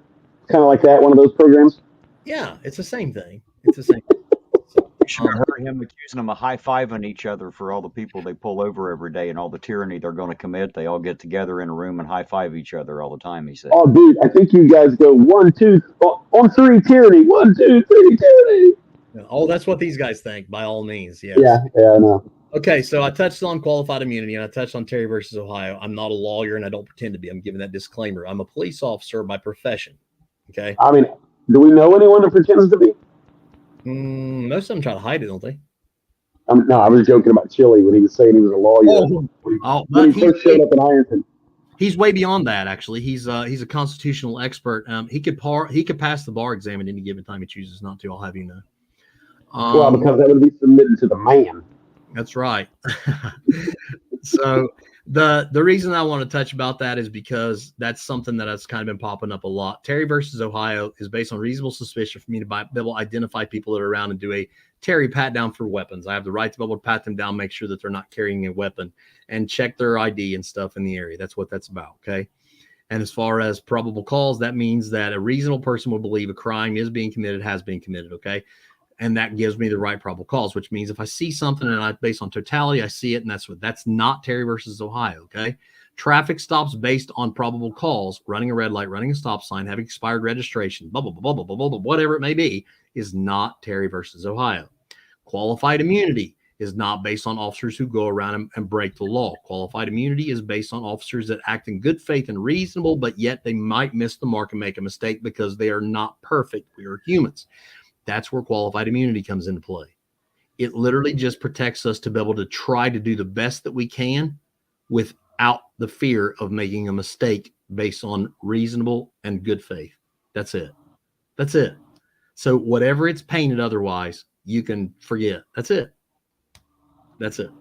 So based on everything that just happened, I don't know if I pull these starred up, Terry, can you see them to read them off to me? That'd be great.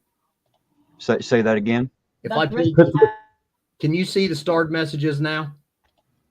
No, I am unable to see the starred. Wait a minute. Give me a second here. Yeah, I got them here, I think. Okay. If you don't care just to read them off so we can address them, that'd be awesome. And get you in on the action there. Absolutely. We have Tis But a Scratch for $2 saying not attacking the person, questioning the beliefs. So apparently someone felt as if we're being attacked there. Second, we have He said that back when so and so thought he was being attacked. Yeah. Well, he was. I think he was addressing the fact that I'm just literally just saying the beliefs, not the person. Sure. Yeah. Okay. Oh, go ahead, good, Terry. And because I'm just a hillbilly, I don't know if these are pounds or how this works, but 5 from the Triggered Limey. 'Tis but a scratch. Thanks for reminding me that we can super chat. Legicator, you rock, but Oh, Lamy, man, I love you, dude. We got to get together and do a stream again soon. I miss you, man. Is there anybody else that can make you feel like a beautiful bastard other than the Triggered Limey, man? He does so good at that. He is definitely one of my favorite beautiful bastards.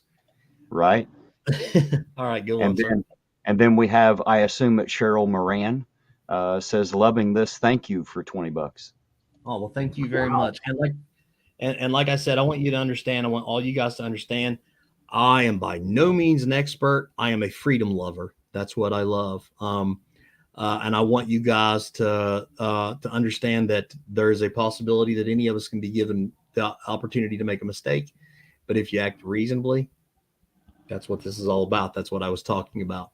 Tom is the guy that's got the expertise in the constitutional stuff, and he's kind of been a little bit of a mentor for me. And I kind of pick his brain a lot of stuff to make sure that I can to see the same things that I'm supposed to the way that I feel like I should, because I've always kind of leaned on him when it comes to stuff like that. So, but because of that, he has been a very, very good friend of mine and a very good he legicated the legicator. But you know, I have a great deal of confidence in him, and he's really shown so. So, but here's what I really want to get out of all this, and we're going to do these Freedom Fridays a lot more often. I want you guys to know, and I'm absolutely all about, you know, other people's opinions on stuff. But when you get to the soft sit nonsense to the point where it's like, wait a minute, you're trying to tell me that you think that there shouldn't be state laws because you don't like the fact that you have to have a driver's license to drive. Okay, well, I just always wanted to know from those people, and I've never had a conversation with them. I've read stuff online and all that, but how do they think? So let's assume out of 300 million of us, 200 million decide to go that route. I mean, how does that even work? I mean, I don't even understand what they think past I get to do what I want.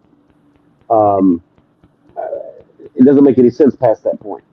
So, I mean, I'd kind of be interested to see what's their vision for any society. I mean, not right here in America, but anywhere, if that's the way it works. Real fast, I don't know if you can see that, Tom, but our Archangel for Truth says that he's being ignored, but he challenges the challenge stands against anyone who has the courage to accept it. I don't know what he's talking about, but what challenge? I don't know. Maybe he's on arm wrestle. I don't know. But he says, but I need a better educator. So I guess you're not cutting it, Tom. So you know what? You're out. Sorry. I gotta get Art. I gotta get Art to tell me what I need to get. Chill. I said something contrary to what he believes, apparently. Mm-hmm. Yeah, you can't go against him because he will blatantly tell you every single time that if it's just wrong, and then all capital letters and just go on and on and on. He gets triggered really easy, and he needs a lot of those internet hugs.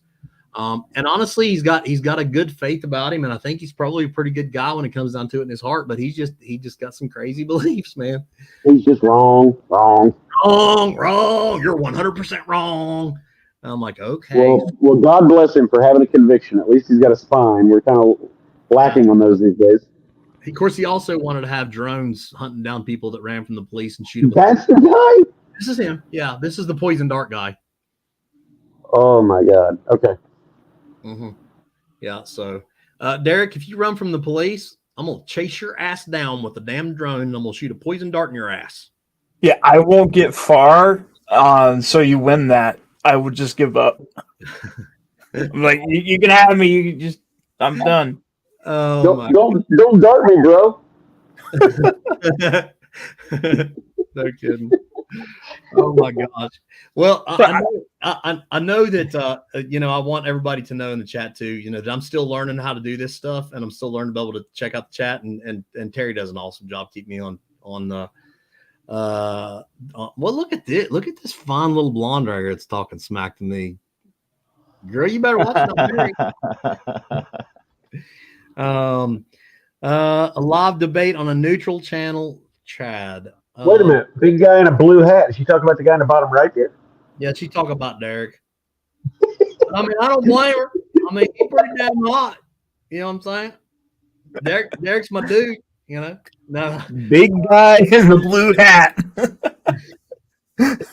Wait, she's talking about you. Fuck.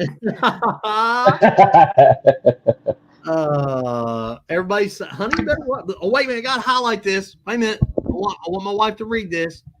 Your husband is awesome. Apparently, unless you're married to him, we'll have to ask Miss Legicator's opinion there. She knows I have a dirty sock smell. It keeps let's see, what's JL talk about? Chili is over there streaming and keeps invoking bridge the divide concept. I guess I'm not familiar. Yes, I am very lucky to have her, by the way. She is a wonderful, wonderful woman. I'm very, very blessed. Oh my gosh. And she's patient with me because I get on here and I'm like having these streams and stuff, and she's like, so, you know. Speaking from your subscribers' perspective, we are lucky to have you and your wife, sir. Oh man, I appreciate that. I'm nobody. I'm just, here's the thing with me, guys, is I just have strong beliefs on how I feel, you know what I mean? But I try to keep an open mind because I don't like making people mad at me. I really don't. But there comes a point when you just kind of like question basic intelligence, and you kind of get to the point where you're going, you just don't like me because I'm a police officer, not because I'm a tyrant, because you just think the office of law enforcement or peace officer is bad because you don't want to mind law. Well, sorry, not the way it works. Hey, sir, take a look at Pandyland's comment to you. I'm going to write Chili a love song. Believe it or not, I swear to God, I've been working on that. Because, after the breakup, it's too soon. I can't talk about it right now. Man, he was so tore up. Oh my God. Tom doesn't entertain his nonsense, so we have to kind of fill Tom. So Chili literally goes on this live stream the other day and he rants forever. I bet he said my name 400 times. He did. Talking about how I was a piece of shit and he was going to beat my ass. And I'm like, dude, you could have come and beat my ass. We could have done it for charity, but you wouldn't do it. So now you want to beat my ass for nothing? Because it's easy. Because the guy that he had a crush on, evidently, one of his guys that followed him, and Chili must have had some kind of man crush on him, had the audacity to say that I had gained some of his respect. You can't say it. You can't dare. He felt so vulnerable. He was so tore up. And Arch, I want you to know something. Absolutely. And I just bragged on your faith, and I think you are a good-hearted guy. I just disagree with your ideals when it comes to law and order, so to speak. And I absolutely see you as a brother in Christ, and I'm thrilled that you are. And I believe that you are deep in your love of Christ, and I appreciate that. And so am I. I just think we have to agree to disagree on how we feel about the law and this beautiful constitutional republic. But one thing we can surely both agree on is, and all of us can agree, everybody on this panel, I know we got some overseas people in our chat as well, but we can all appreciate that we love freedom, that we love this beautiful little experiment that we're trying. And we can all say this is wonderful, at least. Even if you don't like the way I see it, or I don't like the way you see it, or whatever, right? Doesn't mean that we can't say, I still love the idea. And I remember telling one of my kids one time when they were little, and I had the American flag in my hand, and I was kind of holding it, and I said, it's beautiful, isn't it? And he says, huh? And I said, it's beautiful, isn't it? And to Braxton, my boy, he was looking at it like, Dad, it's just like normal colors. It's not real bright or anything. You know what I mean? Because he's just a little guy. And he says, and I said, are you still talking? I said, you don't get it? Because I'm telling you how I get it. I don't see it for the color. That's cool. That's not cool, man. Way than that color. Way prettier than that color. And I said, it's beautiful because of what it represents. That's what it's beautiful for. that we are in my opinion, and once again, I mean, no disrespect to any of my overseas friends, but I think we are the greatest nation, and I'm a firm believer that at least the original idea for the way this is all going down is beautiful. And I think that the fact that we have the right to be able to sit here on these panels like this and tell each other that we're assholes and exercise the beautiful freedoms that we have is awesome. So we can at least agree on that. I think that's fair. So, but I want to address if anybody has any questions in the chat that you want to ask me, Terry, Derek, Tom, or even Mrs. Legicator. I'd say I can get her to chime in if she needs to. But by all means, send them in there now. Otherwise, we will start wrapping things up here so everybody can go to bed. And man, we've had an awesome chat here going on. We've definitely set some records for Legicator. I can promise you that. Message. Archangel for Truth has a message for you, sir. Okay, I'm sorry. I got off that chat there for a minute. Shoot, I probably lost it. Let me see here because I was in the private chat. I can't see. Let me see. I don't see it. Oh, Derek must see it. I just read what Archangel just said. Read it to him, Derek. Go ahead. Jesus told me to beat the devil out of your chat in a live debate. I got a fully loaded Bible, and I'm trigger happy. Why can I not find? Was that from Arch? That's really good.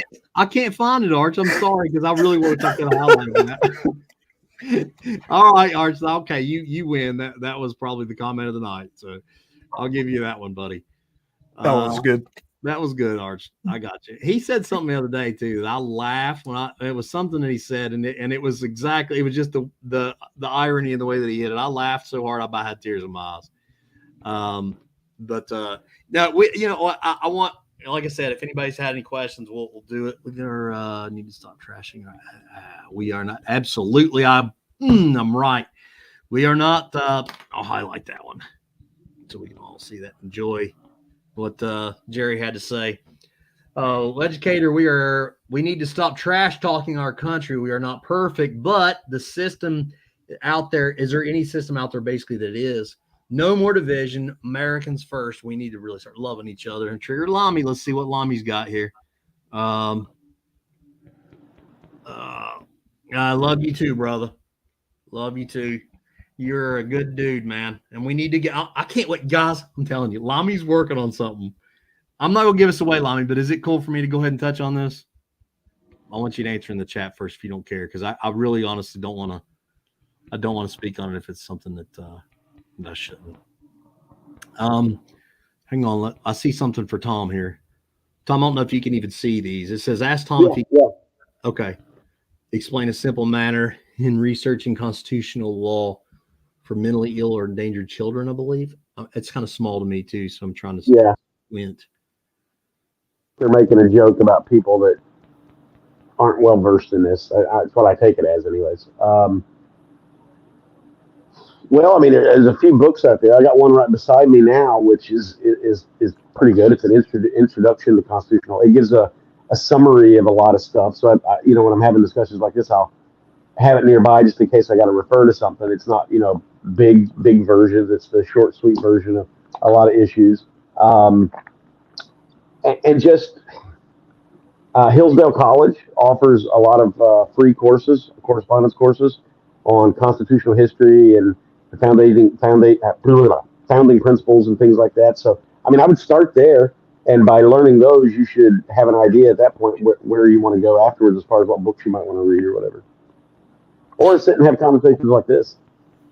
That honestly, this is how I've picked up most of my stuff, is just literally picking the brains of other people and then reading, and I'm gonna tell you anything that Tom tells me, I usually don't just take, at least, especially at first.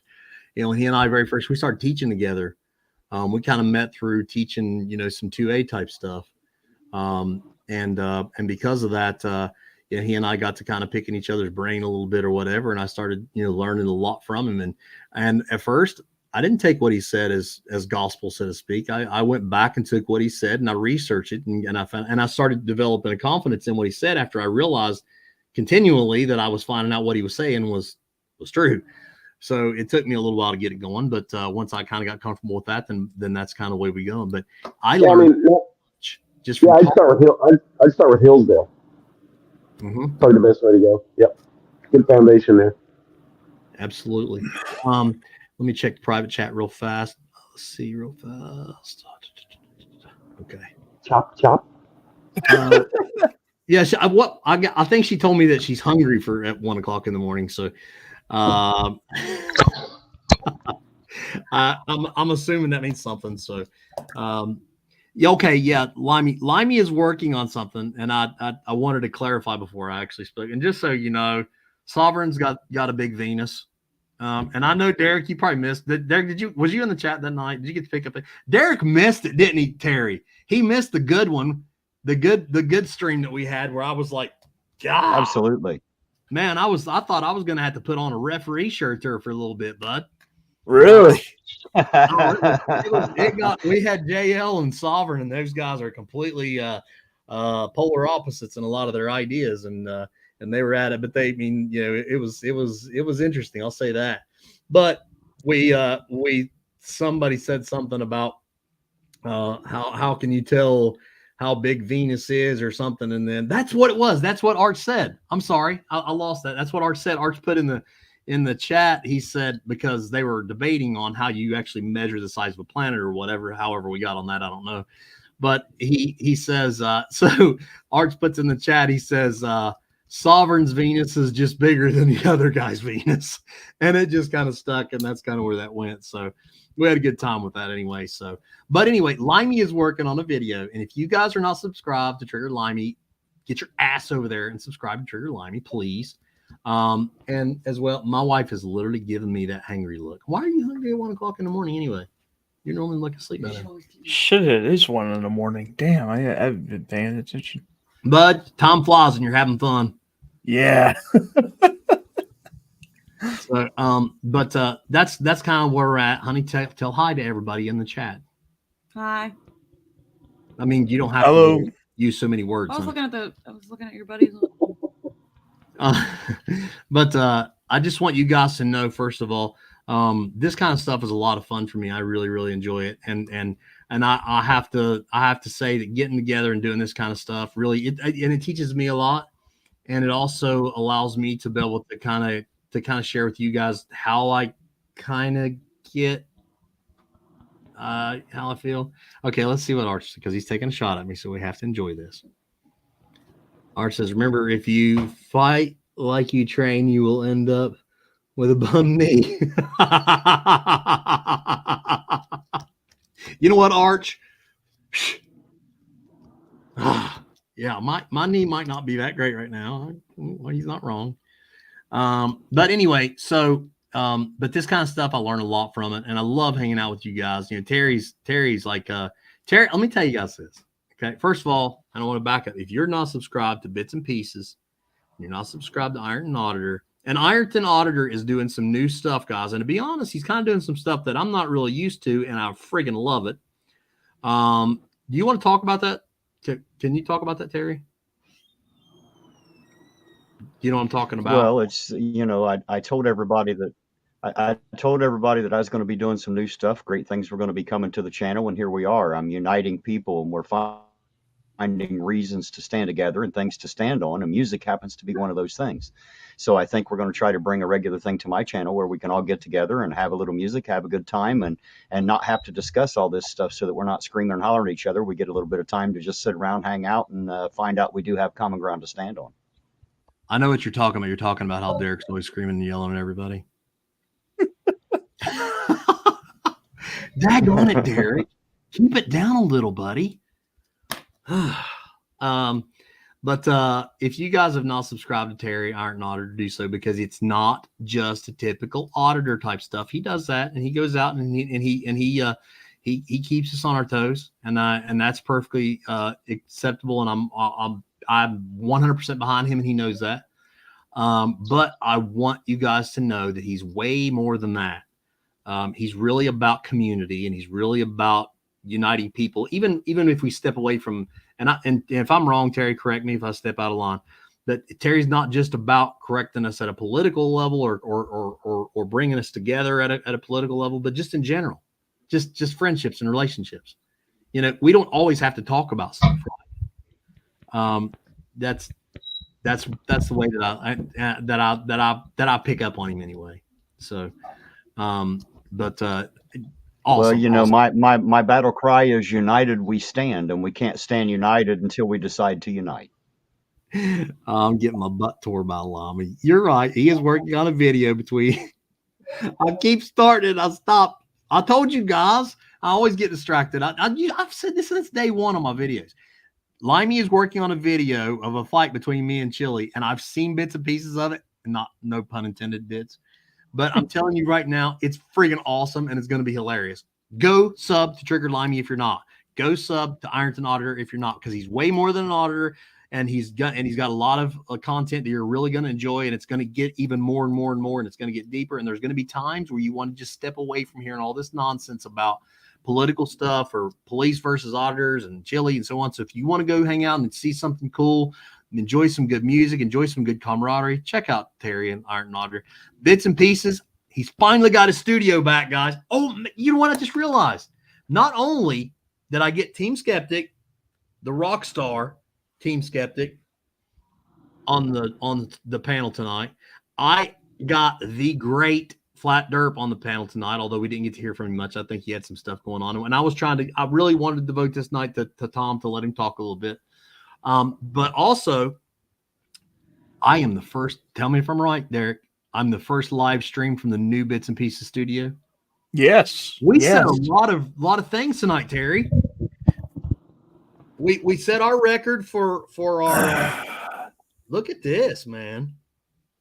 It's got my my overly huge beanbag back there. Got my little bar area. It's getting good.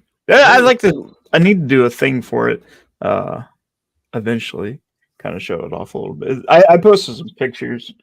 Well, I just want everybody to remember, and you know, Derek's a very strong and bold man, and he openly admitted to his followers that he was struggling with some stuff. So I want you guys to keep in mind, keep Derek in your prayers.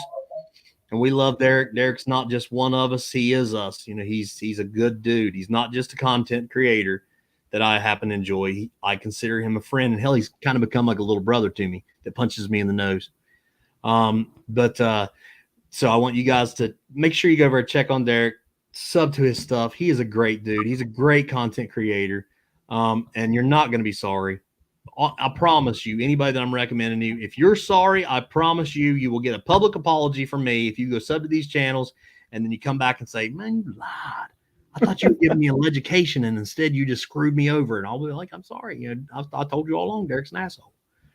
I promise too, like whenever you go to my channel and you're thinking mental health, I mean, if you go back last week, then yeah, but it's not all like sappy and sad. I mean, there's some good stuff to talk about it, but you know, that's one of my things. So.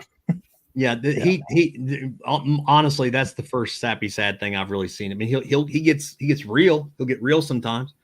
But you see the Triggered Limey's comment down there, sir? No, I didn't. Which one? When I visit Ohio next year, I'm staying with Terry. Wait a minute. You're not some kind of soldier, are you? Because the Third Amendment says you ain't got to. But actually, you know, that's right. That's right. Don't forget that. Who else said that, Terry? Somebody else just told you that. Oh, was that? No, that was Josh. Josh said, I'm not, because I'm an auditor and I'm not going to spend my money on it. I'm going to come and stay with Terry. Oh, good times. Oh, also, please check out. I want to make sure. These guys ain't going to have that much fun because I actually live in a 1-bedroom home. So, you know, I guess they'll have to kick me out of bed and sleep with my wife. I don't know. What's that? You can't fit Josh and snuggle with him up in the bed? Oh, well, we might be able to get some snuggling done, but he's a pretty big guy. I don't know if we can fit him in there or not. Well, anyway, guys, I just wanted you guys to know, man, that I appreciate you guys everybody in the chat. Big, huge thank you to Team Skeptic. Big, huge thank you to Flat Dirt. Huge thank you to Ironton Otter, to Bits and Pieces, and so many more, and all you amazing people. Tina shared it today. Ebby Joe shared it today. Everybody was sharing my stuff today. And I'm so humbled that you guys care enough about what my goofy ass has to say anyway. I'm going to say it was because me. But the reality is they probably just want to hear what Tom had to say. I'm not going to lie. Yeah. But nevertheless, I'm gonna act on this and pretend. But anyway. Real quick. Yeah. Handyland. Hey, if you want, feel free to reach out to me. Email jdbarnhart2005@gmail.com. If you need somebody I talk to, I can do my best. That's awesome, man. You're such a good dude, man. And he's real, man. I'm telling you. And I'm going to say this again. I said this a few times.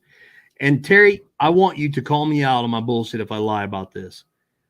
When I met JL, when I met Irish Demon, and the private conversations that I've had with Limey, when private conversations I've had with Skeptic, all these guys are the realest dudes ever. Irish Demon, if you go click on his channel and you see this dude, that is exactly who you're going to see when you're sitting across from him at a restaurant. That's exactly his personality. He is real as can be and a great dude. If you're not subbed to Irish Demon, please do so. This is not just about community. These are people that are good people. I promise you. And these channels are way bigger than me, but these guys have kind of been leaders in this community, and they taught me a lot. But I really do appreciate everybody and all the support that I've gotten. And we're going to keep going, and I'm going to do some different things. And I've honestly promised that I'm going to get back to some 2A stuff, and I'm going to start probably trying to do some more gun type stuff. I have to be kind of careful because it seems like YouTube likes kicking that stuff off if you do the wrong thing. So I kind of can talk about some stuff, but I can't really show that stuff, if that makes sense. Like, for instance, do you guys remember the stream that I had? It was Tactical Tuesday. Do you remember that, Derek? I think he was on that one with me. I think it was. Well, the thumbnail was just a still shot of me shooting a revolver and obviously throwing flames out of it because I shot the full Magnum and it, I just had a still shot of the flamethrower coming out of that. And I actually got knocked on that when I did get monetized and kind of went backwards to monetize the videos. It immediately threw the big flag up on that one just from that still picture. Yeah, they'll do that. It's got to be extra clean on YouTube. Yeah. Just be glad it wasn't an AR. You probably already lost your channel. Yeah, I'm getting sued. So.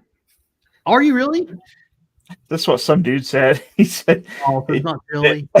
Not chili. This guy. This was the other day. Like I made a video 9 months ago. There was this guy that came to Ironton, and it was him and his girlfriends, and they basically trashed the whole town, just saying, we're a bunch of worthless shit. And the guy finally seen the video. This guy's got like 70,000 followers, and he finally sees the video after 9 months, and he puts this big thing on my community page, like on the comments said, he's going to give me a copyright strike and a lawsuit, some kind of lawsuit, saying I was discriminating him or something. I don't know. Sorry. Well, it sounds to me like that he needs a YouTube Tuesday hugger troll. Just because I just want you guys to know we can do that at any given time. Hugger troll doesn't stop. Limey, feel free in your streams from now on to pass it on to your people. Sovereign, please do the same. Push the hugger troll. You could change a troll's life just by giving them an internet hug when they go trolling you.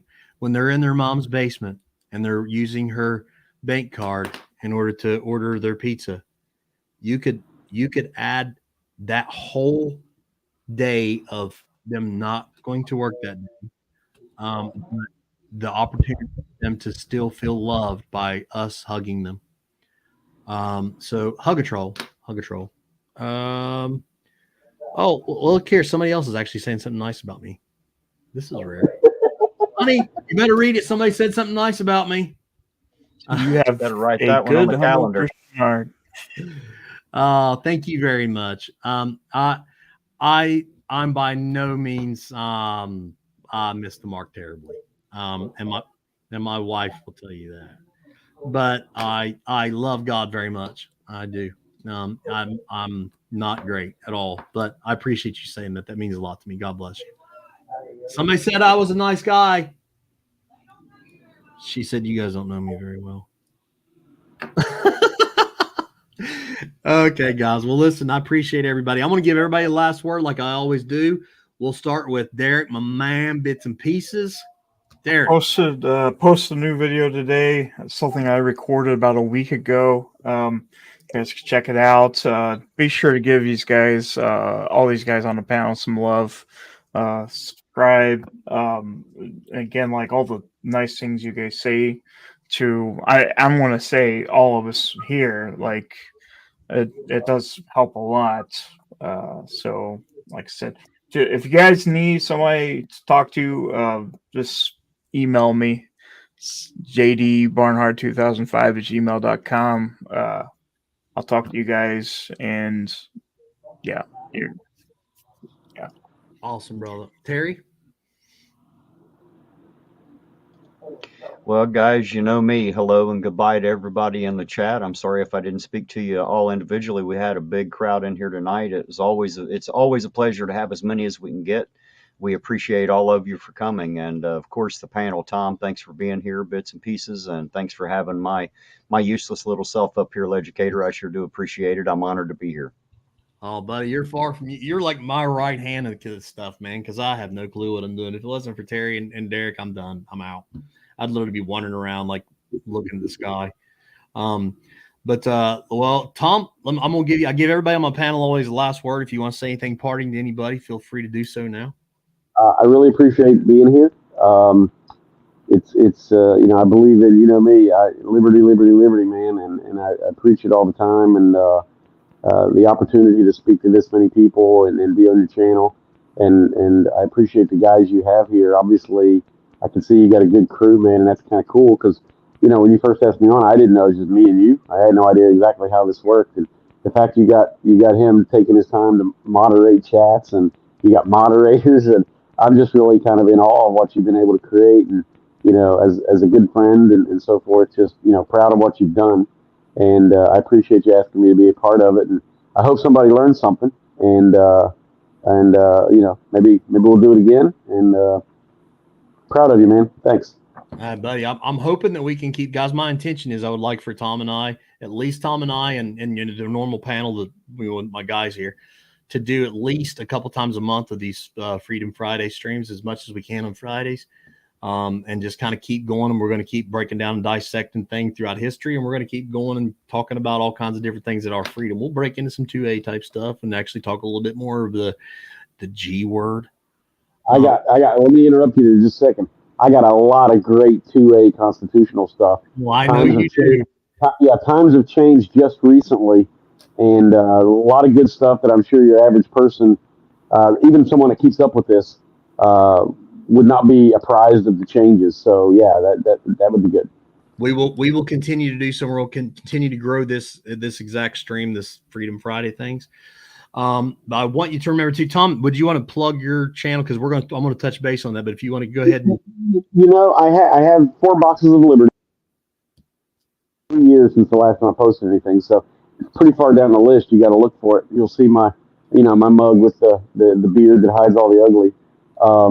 And I just did a small series of videos on the 4 boxes of liberty. So I did one on what the soapbox is, one on what the ballot box is and how that secures our liberty, and the jury box, and then I did one on the cartridge box, and then I did one on federalism and dispersion of power.